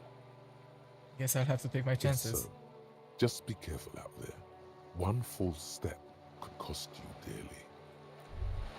Okay, that's fucking weird. Thank you, brain, for doing that to me. Okay, that was nothing. I don't know why I went over here. We just need to get back to the wire. That's all that we have to do.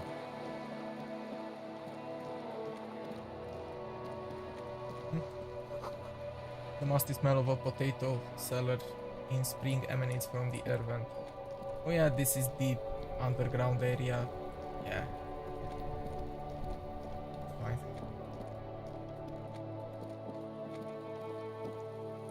The treads are as they have ever been. A bit more worn, perhaps. Fortunately, the street sweeper still hasn't noticed their presence. This is where I started off with my motor carriage. Yes, and ended up half sunken in the sea. Yeah, You must have been drunk when you left off. This is significant somehow. Maybe. Probably. Okay. Well, at least I got 5 experience out of that. Okay, we go inside. Let's do this. First, we talk to Lena. Oh, sweetie, I don't even know how to thank you for finding my husband and helping him out. I hope we haven't been too much trouble for you. Just doing my job, ma'am. Here, I want to give you a small token of my gratitude. It's a tie, Mexican origin. The pin is an antique, quite special. Well, thank you. The little silvery knob holding the tie together feels warm in your hand. It's in the shape of an alien skull with 8 eyes. You could ask her about this when you get the time. It's probably a cryptid, but the phasmid, of course, is more important. Okay. You never told me you've seen the phasmid. Oh, you don't want to hear about some old woman's ramblings. Ramblings? Nonsense. Your description of the phasmid is the most precise I've ever heard. But darling, I didn't even get the size of it right. Measuring things is important. How did she get the size? You were a child, my dear. Really. It's extraordinary what you were able to describe. Now go on. Tell our friend about it. He's proven his interest in the field. Yes, I've proven my interest. It was summer. I was building a racing track out of sand on the beach near a tall stand of reeds. Quite a tall one. Many times my height, I remember. When, all of a sudden... What happened? I looked up, and one of the reeds moved. Ooh, Not moving like reeds. a plant, but like a living thing. It stood up and looked at me. Its body unfolded like some antique toy. I'd never seen anything like it. The reeds turned into a creature. That's kind of hard to believe. I didn't know this can happen, Never mind. so I reached my arm We'll stop and being touched skeptic. the thing. Okay? It felt just like a stalk of reed, but it moved, swaying, towering above me. After a while, 20 seconds, a minute maybe, it left, went into the reeds. Did you follow it? I tried, but I was only a child. There was mud and high water. I couldn't see it anymore. I was just standing there knee-deep in mud, looking around me. Then what? I ran back home to my grandmother and asked her if reeds could walk, and told her they were looking at me. Of course, she just laughed at me, but I knew what I'd seen. For years, it was a story I told at parties when I wanted to impress boys, that sort of thing. Of course, most people just took it as a strange, amusing anecdote. So did I, honestly. But then I met Morel. We were on a date. Can you imagine? She tells me a story, and it's the most detailed report of the Insulindian phasmid I've ever heard. The sounds. She told me it hissed. It did, yes. Like reeds in a gust of wind. The way it moved, the colour, how some of its limbs were white, like marble. It matched perfectly with what I know from other accounts. It was amazing. If it weren't for Lena, I might have given up hope years ago. It's no exaggeration to say that she restored my faith in my profession. He looks at her with admiration, forgetting a wide smile on his face. We're on a date. Our first, yes. The old woman looks at her husband tenderly. The glance is tender, yes, but tempered by something else. A thought she can't express, even to him. Interesting. Its limbs are white? Not all of them. There is some white coloration reported, along with beige, where the camouflage ends. So how big was it? It's hard to say how big things are when you're quite small yourself. It's not. To me, it seemed to be taller than I was then, but that's probably not the case. What if it is the case? Maybe you imagine it, Lena. How could she? Who imagines this? I mean, she didn't a know child? about the phasmid. This is the main thing here. What makes it a confirmed sighting? She had no previous knowledge of the insect. So she couldn't have made it up, or imagined it. That's true, yes. I'm almost certain neither my mother nor my grandmother knew of it. It was only when I started telling my story as a teenager that boys would tell me, Lena, She lowers her voice, imitating a boy. you trying to tell us you saw the Insulindian phasmid out there in those reeds? Get out of here. They just give me a cider and ruffle my hair and tell me to stop dreaming. But I saw it. Okay, thank you for sharing this. You're welcome, sweetie. I do appreciate the chance to relive it whenever I get one.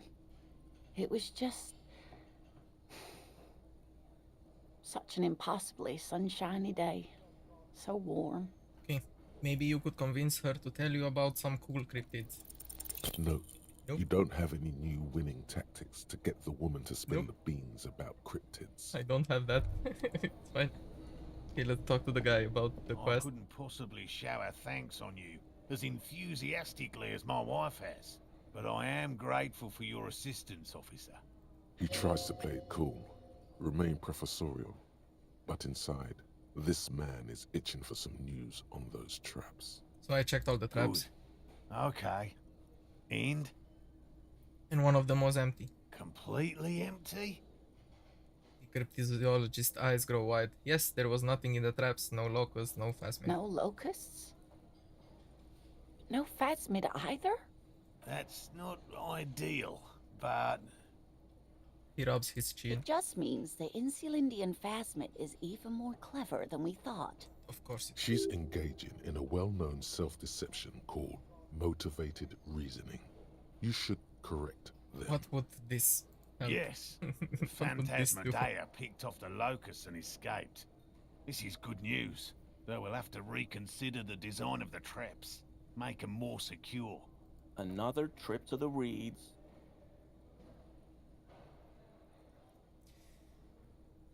It's not very scientific to reason backwards from a conclusion you want to be true. I appreciate your concern, officer, but please leave this to the experts. I love how the Unless you aspect have an alternative quotation hypothesis you'd like to experts. venture.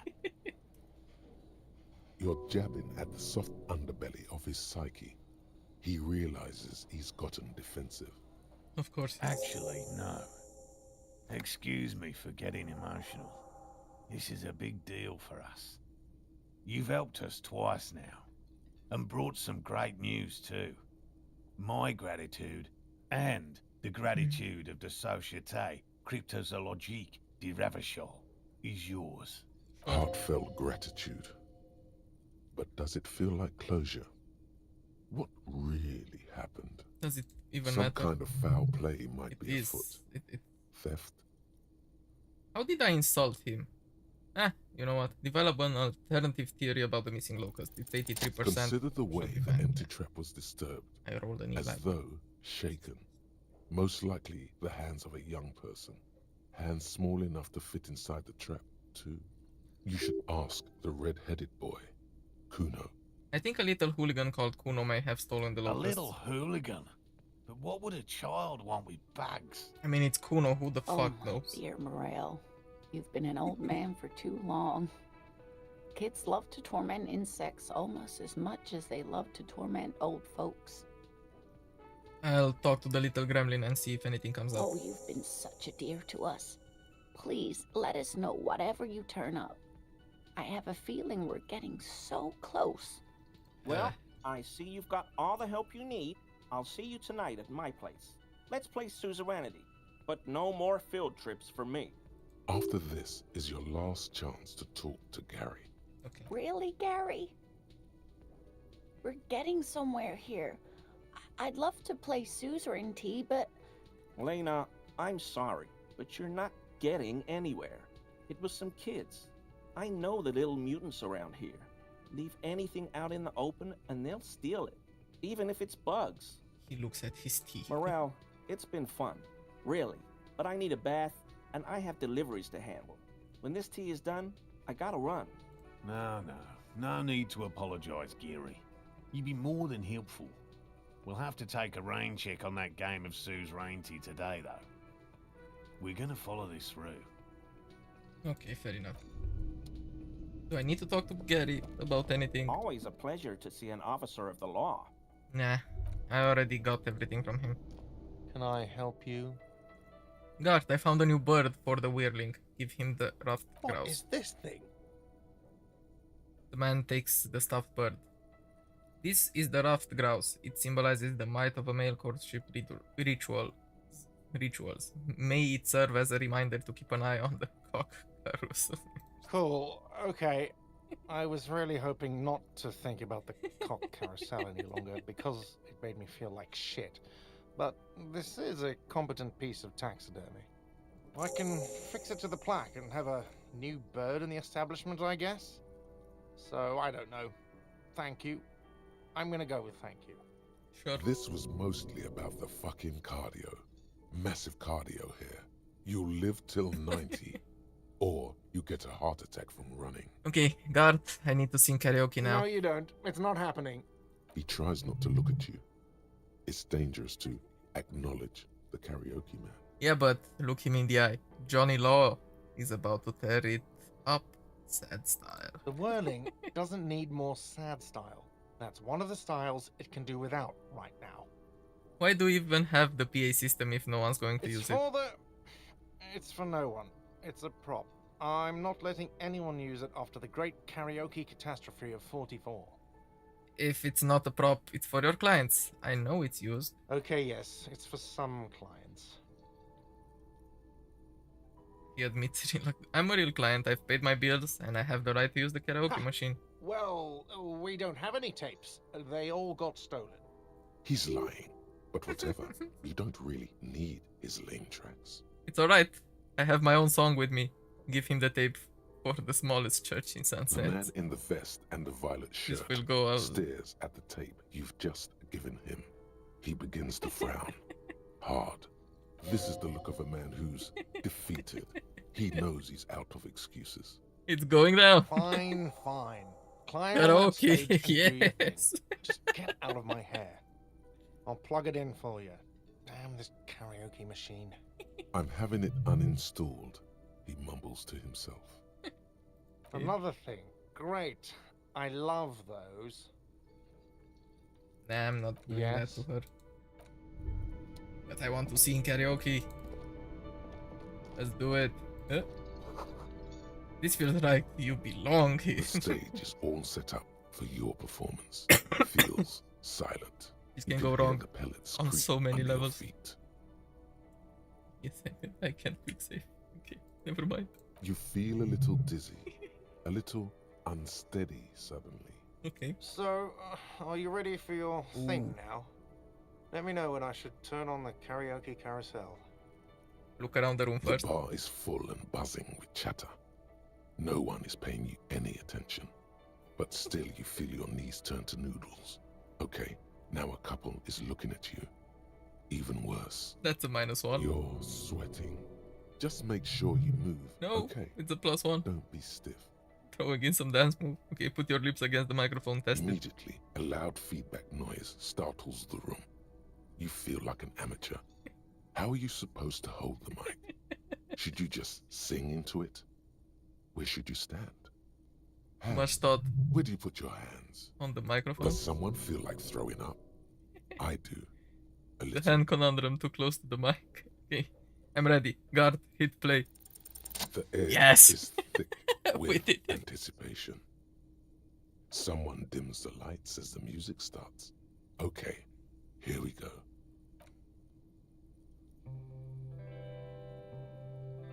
This will be fun. Do I know the lyrics? Yeah, he said he knows the lyrics.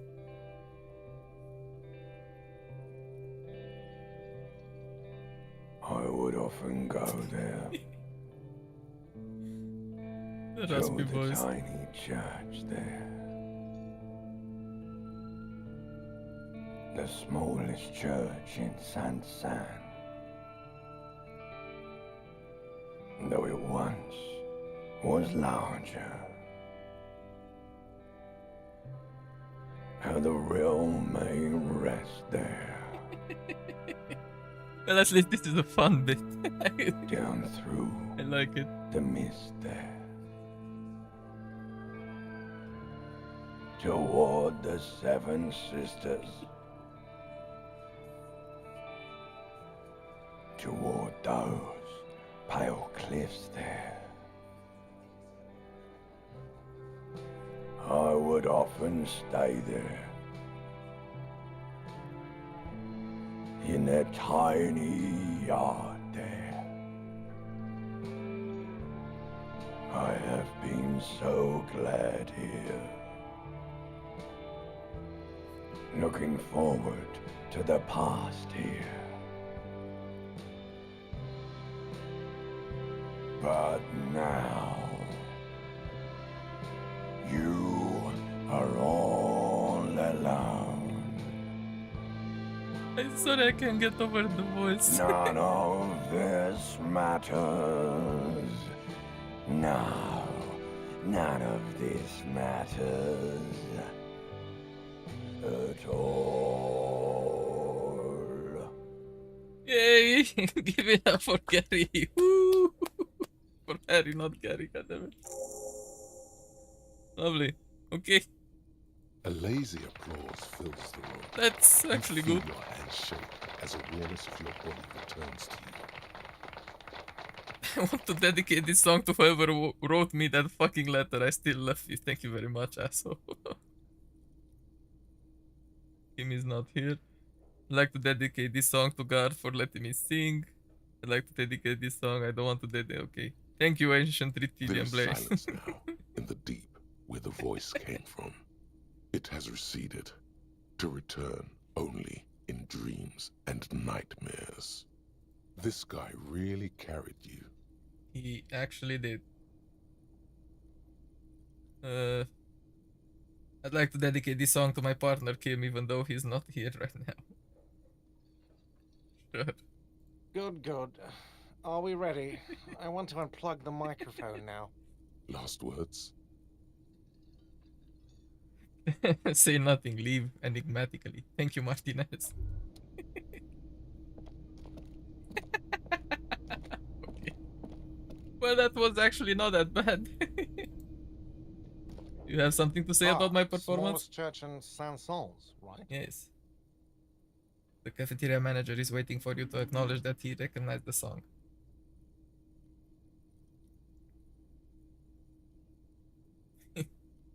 I fucking rock that shit. Yeah, the church is actually my past. Cool. Now, what can I do for you? Nothing. Okay. Always a pleasure to see. Hey, nobody gave a shit about what I just did, right? Hello, officer. I think I... Okay, never mind. How about you? You surely heard me. Okay.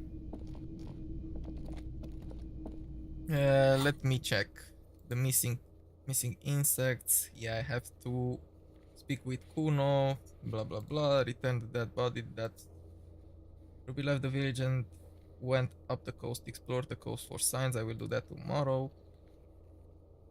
We should determine the shots. Ask Kai about sun. I could do that. Honestly. Visit apartment 28 after. I forgot to do that actually. He should still be here. I hope. Let's do that real fast. If he's not there, we just wait for Kim and do it the other day. Yeah, the next day on Thursday.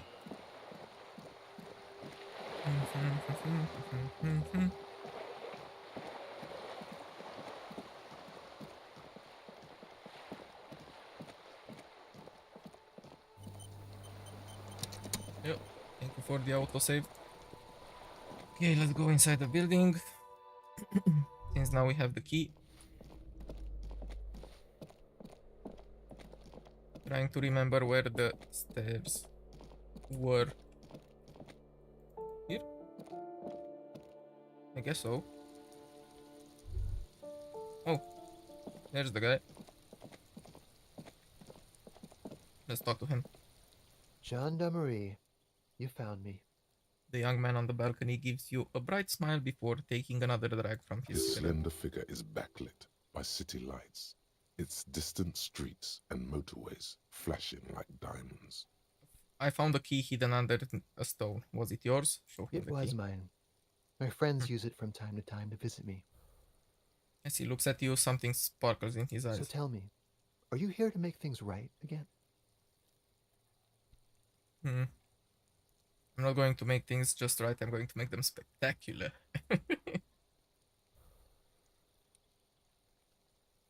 Honestly, I'm just trying to not screw anything up. That's what I'm aiming for, yes. Ignore his question. I was hoping to talk to a possible witness. Your balcony overlooks the murder Then I scene. had some good news for you.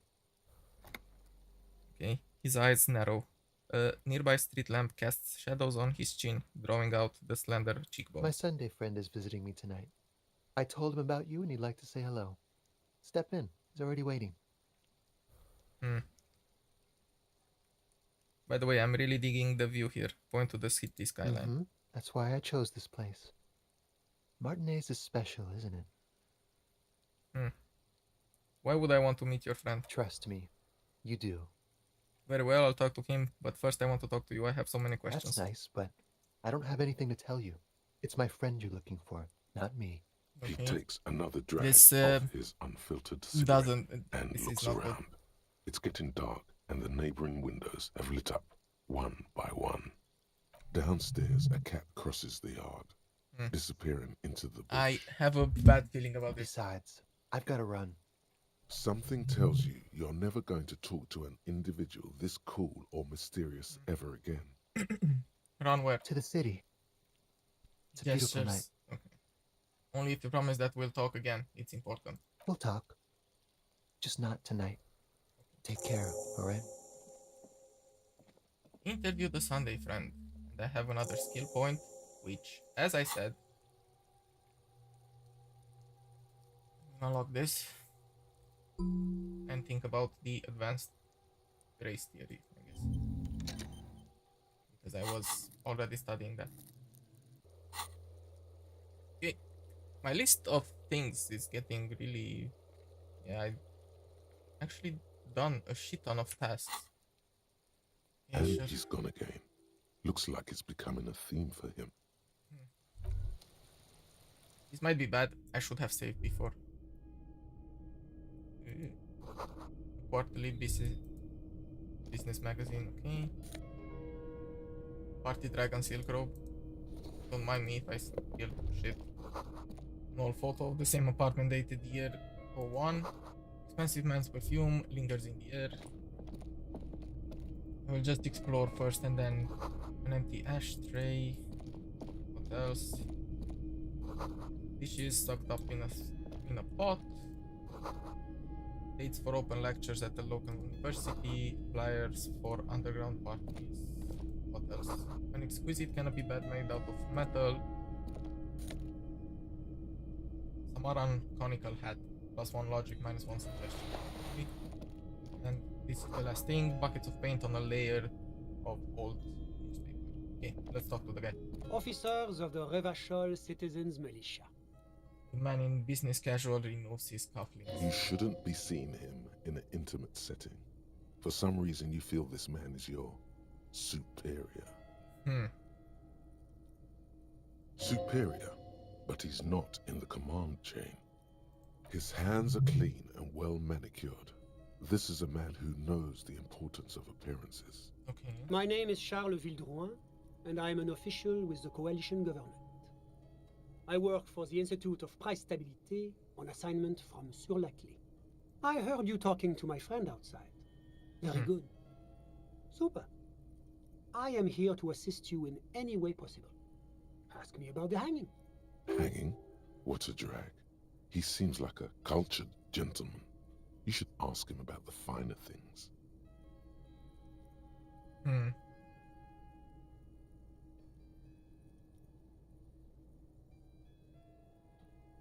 Okay, before we get to that, tell me where you got this beautiful silk Oh, robe we from. got it from an atelier in the East Delta Commerce Center. Personally, I think it's a little culturally insensitive, but the material is great. Sadly, the shop is now out of business. Okay. That's really all I can tell you about it. He forms a little rooftop with his fingers. Cold air sweeps in from the balcony. What's an official like you doing in Martinaise? The coalition is only looking out for the price stability. Inflation is a killer, like a heart disease blocking the normal circulation of the economy. It must be controlled. The economy impacts the entire international community, which is why it requires international oversight. So what is this international community? La communauté internationale is what Revacholians colloquially call the coalition. In other words, the nations that stopped the disaster of the revolution. And what do I call the coalition? Your employer, technically speaking. The governing authority of Revachol. The RCM is but one part of this provisional administration. Okay. But what are you doing here in this apartment? Well, I'm renovating it. It is an interesting project. The building used to be a 12-story skyscraper before the cannons took the top 4 stories off. This, of course, happened when the coalition forces landed here. You could say I'm undoing some of the material damage the international community caused when we arrived here. So you're some kind of bureaucrat? Yes. As I said before, I am a commissioner from Sur-la-Clé working for the Institute of Price Stabilité. This is one of Glances the up. main projects of the Moral Inter. Wait, there isn't actually an Institute of Price Stability, is there? Or maybe there is. God, it's impossible to understand whether someone from the moral intern is joking or not. What is the price stability? It is the most important thing. That doesn't tell me It's the anything. central goal of any sound monetary policy. Maintaining the price stability is essential to maintaining high levels of economic activity, which is essential for maintaining high levels of employment, which is essential for maintaining the social stability. So how does this benefit us Take your exactly? daily bread, for example. Too much inflation, bread becomes too expensive. Too much deflation, it becomes too cheap for bakers to produce. That's why the Institute of Price Stability works to keep inflation just below 2%. Below 2% of what? But not too far below, no. Too below is also bad. Below, but close to 2%. You're not answering my question at all. The coalition believes in the importance of informing the public about the benefits of the price stability. Transparency is one of our principles. Would you like an informational pamphlet? Yeah, sure. A sound monetary policy is essential for addressing uncertainty. Stability is the raison d'être of the Moral Inter. It's the reason why I identify as a moralist. But oh, I don't have my leaflets on me today. That's too bad. You can always call our information line. Making information available is part of the Moral Intern's commitment to transparency. Okay. I've heard about this moral intern before, but I want to know It's more. the International Organization for Moralists, hence Moralist International. The Institute of Price Stability is just one of its many mind babies, as is the coalition. Are you a moralist? But of course. But why? Because moralists believe in a normal, stable world governed by democratic values. Martinaise doesn't seem very normal or stable to me. Martinaise? No. Martinaise is something else. What about the rest of Revachol? Is it part of the normal world? Revachol is generally difficult. It's led by an interim government, which means it hasn't yet achieved full democracy. But they are working towards it. You're all doing very well here, relatively speaking.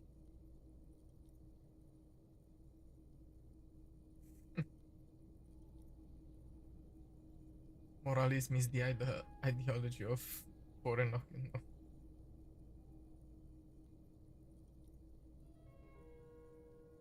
It's like every time I'm talking to people, I'm choosing option D, none of the above. Is that moralism? Is this option D usually the most reasonable answer? Yes, everything else is super extreme. It's like I'm living with a bunch of lunatics.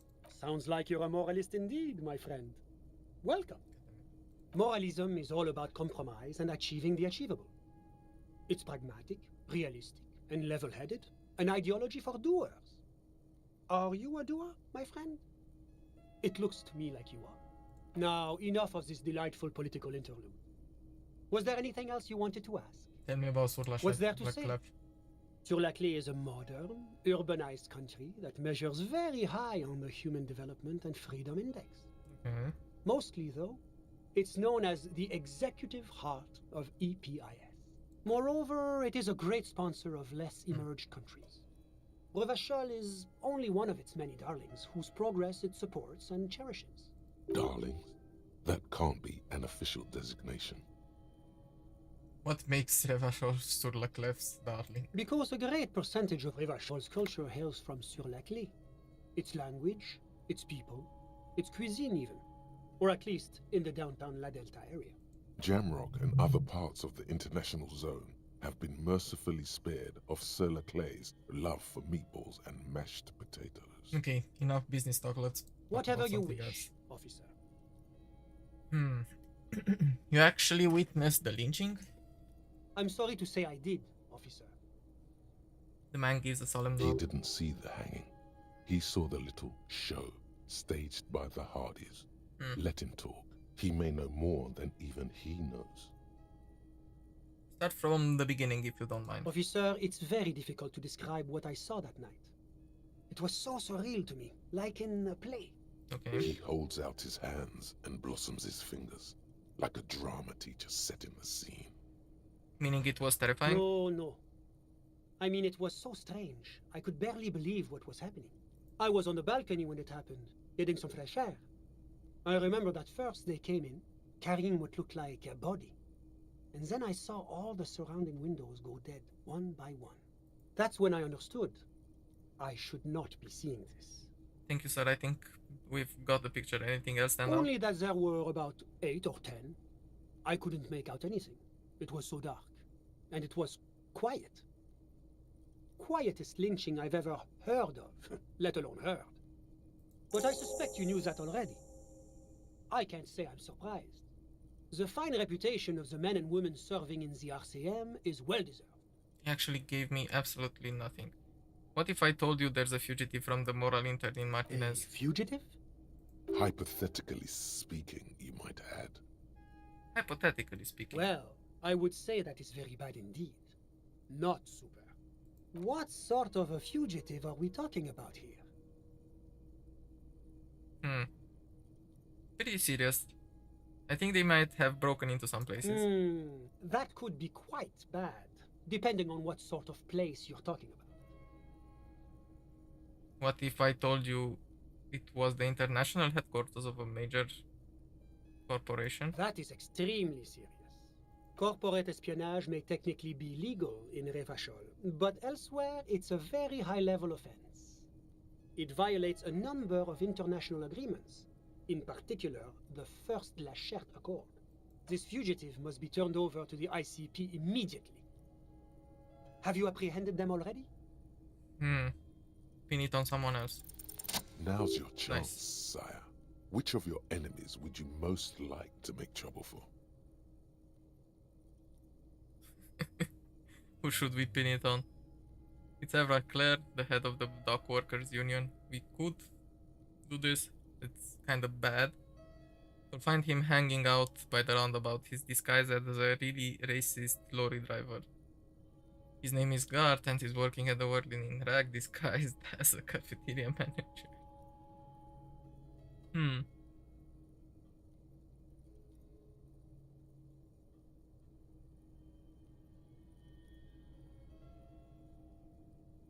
Which of your enemies would you most like to make trouble for?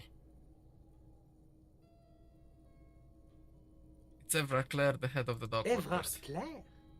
Surely you're mistaken. What do you mean? Have you met I Evrard? have. The only thing Evrard is a fugitive from is the exercise machine. Besides, in certain less advanced nations, the moral intern may defer to local custom. Customs, like blatant systematic corruption. Customs, like complete disregard for the rule of law. I'll make note of your claims in my report, but I'm sorry to say it's likely to end up in the back of the filing cabinet somewhere in Mirova, unread and forgotten. That's a shame. It rather is. As much as I am a true believer in international institutions, there are times when even I grow frustrated with the bureaucracy. Well, no matter. I should thank you for bringing this to our attention. Your efforts have been noted. Now, was there anything else you wanted to discuss? Can you tell me about your friend? My friend. My friend is a good young man. His family immigrated here from Kedra, and life has not been easy for him. But he understands the importance of education. He has taken his future into his own hands, and that's all that matters. What's Kedra? Kedra is a candidate member of APIS. But, between you and me, their potential membership is a more contentious issue. What do you mean? That it's never going to happen. They entered negotiations in 21, and it's been pending ever since. But that doesn't tell me anything about Kedra itself. Is it warm there, cold, something in between? It's warm. It's also known for its mandarin trees and dust storms from Supramundi. Kedra's an emerging market, but it still has a long way to go. Maybe that's why my friend's menage decided to emigrate. How did you two even become friends? How did any of us become friends? Oh, nice. Bad things happening on the Indian Isola. Oil platforms ablaze in the night. Civil wars lasting for years. Finally, the international community is forced to step in. What are you talking about? No one becomes friends that Au way. contraire. It's how millions of people end up where they are. Meeting the people they meet. It's how I came here, and my friend too. You still haven't told me who he is. Sorry. Who? Huh? The man throws a quick glance at his watch. Your friend, the smoker on the balcony. We were just talking about But him. I told you, officer. He's a bright young man here to pursue his education. Education is the foundation of our future, especially the arts. It is a cornerstone of our civilization. Fine, but what's his real name? Officer, you have to understand. I can't give you his personal information. I'm sure you have your own methods and databases, right? Please don't put me in this situation. Okay, so all you can tell me about him is that he's here to study the arts? He's deeply enmeshed in the study of the fine arts, yes. Which arts? He's a truly free spirit. He likes all the arts. Perhaps graphic design, printmaking, who knows? The world is open wide for a talented youth like him. So what are you doing in his apartment by yourself? I'm just enjoying the view. The man smiles, nodding to the window. What view? It's dark outside. Listen, he says, raising his hand. The baby is crying in the neighboring apartment. Someone's baby is crying. Oh, listen. He says again, looking outside. The Insulindian Bay. What about This it? place used to be a luxury accommodation before the revolution. Hmm. Apartments, of course, were much bigger then. A few walls have been added here and there, leaving some of the tenants without a private bathroom or a kitchen. But the million real view stays. You can't take that away. He knocks on the balcony door, his face mirrored in the darkened glass. I was asking about your My friend. friend comes and goes. I'm sure you'll see him around. He's a busy bee. A busy bee? What an odd choice of words. Yeah, I had something else in I'm mind. all ears, officer. Thanks, I've got all I need. A moment, officer. Okay. Do you have everything you need from me? I'm afraid we won't have the chance to speak again once you leave. Hold on, why can't we talk later? It's against diplomatic best practices for an official in my position to be discussing murders with local militiamen. And I'm pressed for time. After you leave, I should be leaving as well. That's not the real reason he's so apprehensive. Men in his position shouldn't be seen loitering around in underprivileged young men's apartments in the middle of the night. I'm not going anywhere, I just want to take a look around in his Sure, apartment. go ahead. It's a beautiful space. Let me know if you have any further questions. Yeah, let's get this. Advanced race theory. What will this give Everything us? is calm in the eye of the race storm. Your mind is lucid and bright. The mind-bending phylogenetics appear more distant and, to be fair, a little ridiculous. The great race mystery has cleared up. All that's left to do is verbalize your thoughts. Go and talk to Measurehead about your newly found insights. Okay. Planning cap for rhetoric raised to 5, +1 conceptualization, the mystery is almost aesthetic. Okay. So we have everything? Why does art inspire you so much? It does, yeah, but it does, yes. But what is art? Excellent question. Art is a diverse range of visual, literary, auditory, and performative creativity. It's an expression of imagination and technical skill. Additionally, it's history, criticism, and pure enjoyment. In short, art is the highest form of human communication, representation, narrative, emotion, and agency intertwined. Would I fit into the art world? I mean? Have you looked in the mirror lately? To be honest, you have the exact features of the modern artist. Well, With not that really. wild hair and those clothes. No, I don't have Perhaps wild. you should try to write well, poetry someday and critique architecture. I guess I have been feeling critical lately. Yes, you seek substance. No vapid representations and reproductions of social mores as made manifest in stuffy biennials. We're talking real, living art here. Become the art cop. Half art critic, half cop. But don't I have to be 100% cop to get the case finished and all that? Quit being so indecisive. Fair enough. What are you going for here? Some kind of indecisive and camp aesthetic now? Strike a bold shape here. Go art or go home. Okay, 50% art critic is what's needed to be free from.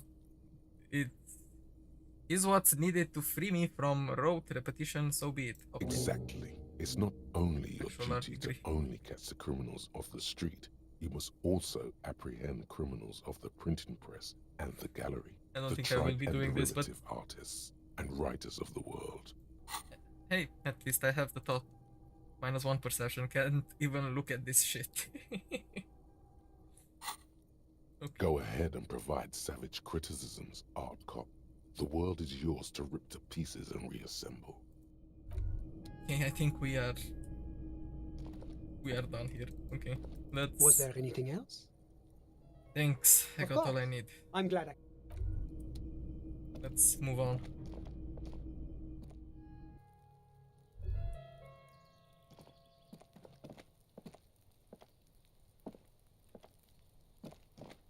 Is this open?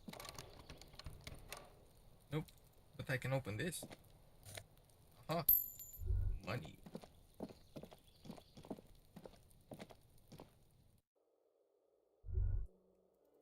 Money, money, money.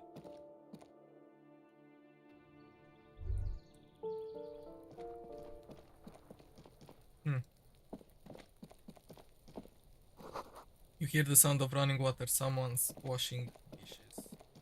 Yeah, basically that's because he's back home, I presume.